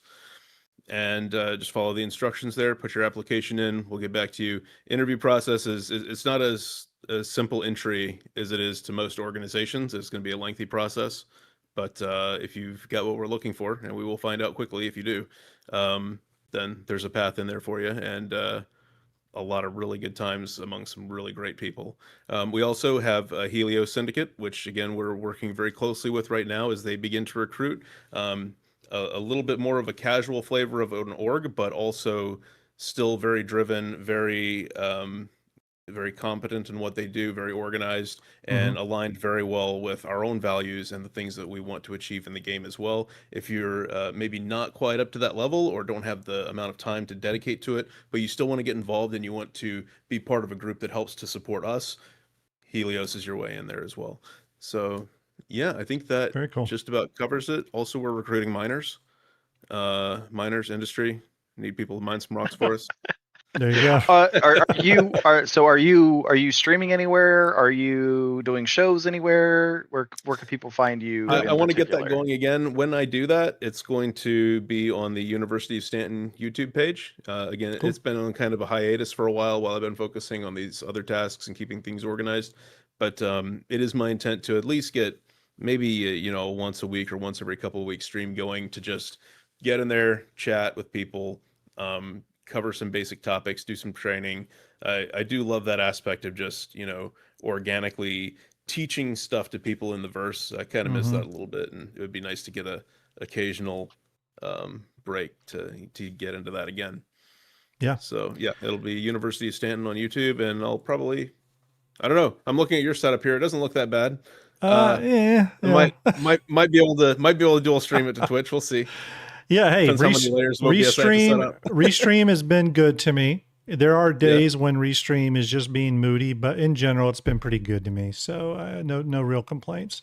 Yeah, I think that pretty much covers everything tonight, everyone. I got you have something? Got one more. Okay. I got one more. Let's hear it. It's better one thing right now automatically could change, implement right this second. CIG, you got good old Father Chris's ear, and you could pull him in and he'd be like, yep, 100%, we're doing it right now, and it automatically gets implemented. What do you want for the game? I think it's the social and org tools, 100%. And thankfully, I think that they're already on that same page as well, because they've talked about it, being a major priority. So I don't know. I hate to blow the birthday wish there, but I don't think it can be overstated how important, social tools, org tools, trade, all those fundamentals to an MMO are. And once that's in place, like, this game is going to change in major ways, just because we have the ability to interact with each other on a whole different level. And I would add on to that social tools / org tools are critical to have out by the time Squadron launches. Because those, I just call them sort of, mass audience gamers that get introduced to all this via Squadron and do want to check out Star Citizen, they're not going to put up with not even be able to even get to your friends, not even be able to invite your friend to a party because his name starts with Z. You know what I mean? Like they need to, even if it's like the tier 0 level of social tools where it's just essentially what we have now, but it actually works. We need that like ASAP. So I agree with that. Cool. I think that's about it, everyone. It was a fantastic show. We raised a lot of money for sick kids and their family. Remember, sick kids and their families. Remember, we have a lot of raffles still going, so get in on that. We've raised now $42,197 for the last month, and we've now hit a Starjump lifetime raised of $82,755 in conjunction with Dad Bob Bard, of course, who has been doing this even before we jumped in. So big shout out to him. Big shout out to all of you. Big shout out to GearCon, who I know is in chat. We do appreciate all of your generosity towards this incredibly noble cause. So thank you very much for doing that. It's just been a really fun and successful play live. And again, remember, we're going all the way up to the end of May with this, so we don't have too much longer with this. Because once DefenseCon hits, it's just going to be go, go, go. Lots of content, stuff coming fast and furious. So it's going to be over before we know it. So do appreciate everyone jumping in. All right. On the Twitch side of things, we're going to be rating someone with 22 viewers. Joe, next show? When's the next show? Oh, next show is actually going to be this Friday. This Friday. It's on the schedule. Go look it up. I think I got it set for 1 p.m. or no, maybe I may have pushed it back to 2 because I'm going to be a guest on Space Tomato's show on Friday during the day. But I think it's later around 2. It's still set for 1. Still for 1. I may push that to 2, but I'm going to do a further breakdown of some new stuff I've discovered with the Kraken white box model. I went through it a little bit more fine-tooth comb, got some new information about it, and then we'll go over a lot of the ships that have been revealed for DefenseCon. I'll give my thoughts and opinions on those in a granular way. So stay tuned for that. That's on this Friday, so day after tomorrow. All right. Thank you, Art, keeping me on my game. Tonight on Twitch, we're going to be rating In Limbo 35. Got 22 viewers over there. Make sure you give them some Starjump love. Hit that follow button. Help support other Star Citizen peeps. Hope you all have a great rest of your night. Durgan, thank you very much for coming on, dude. We really enjoyed having you. Thank you for having me. This has been a great time. Yeah, having your expertise. Club. And your hype club. Oh, yes. Yeah. Yes. I enjoyed the hype club. Never go anywhere without him. But Best no, crew ever. it's been a real treat, man, and it's very much appreciated that you took the time to come and do this. So, everyone, you know how we do it here on Twitch. You're getting rated out first, then we'll say goodbye to you, YouTube folks. Twitch, have a great night. Give In Limbo some love. Appreciate you. And they're off YouTube. Have a great night as well.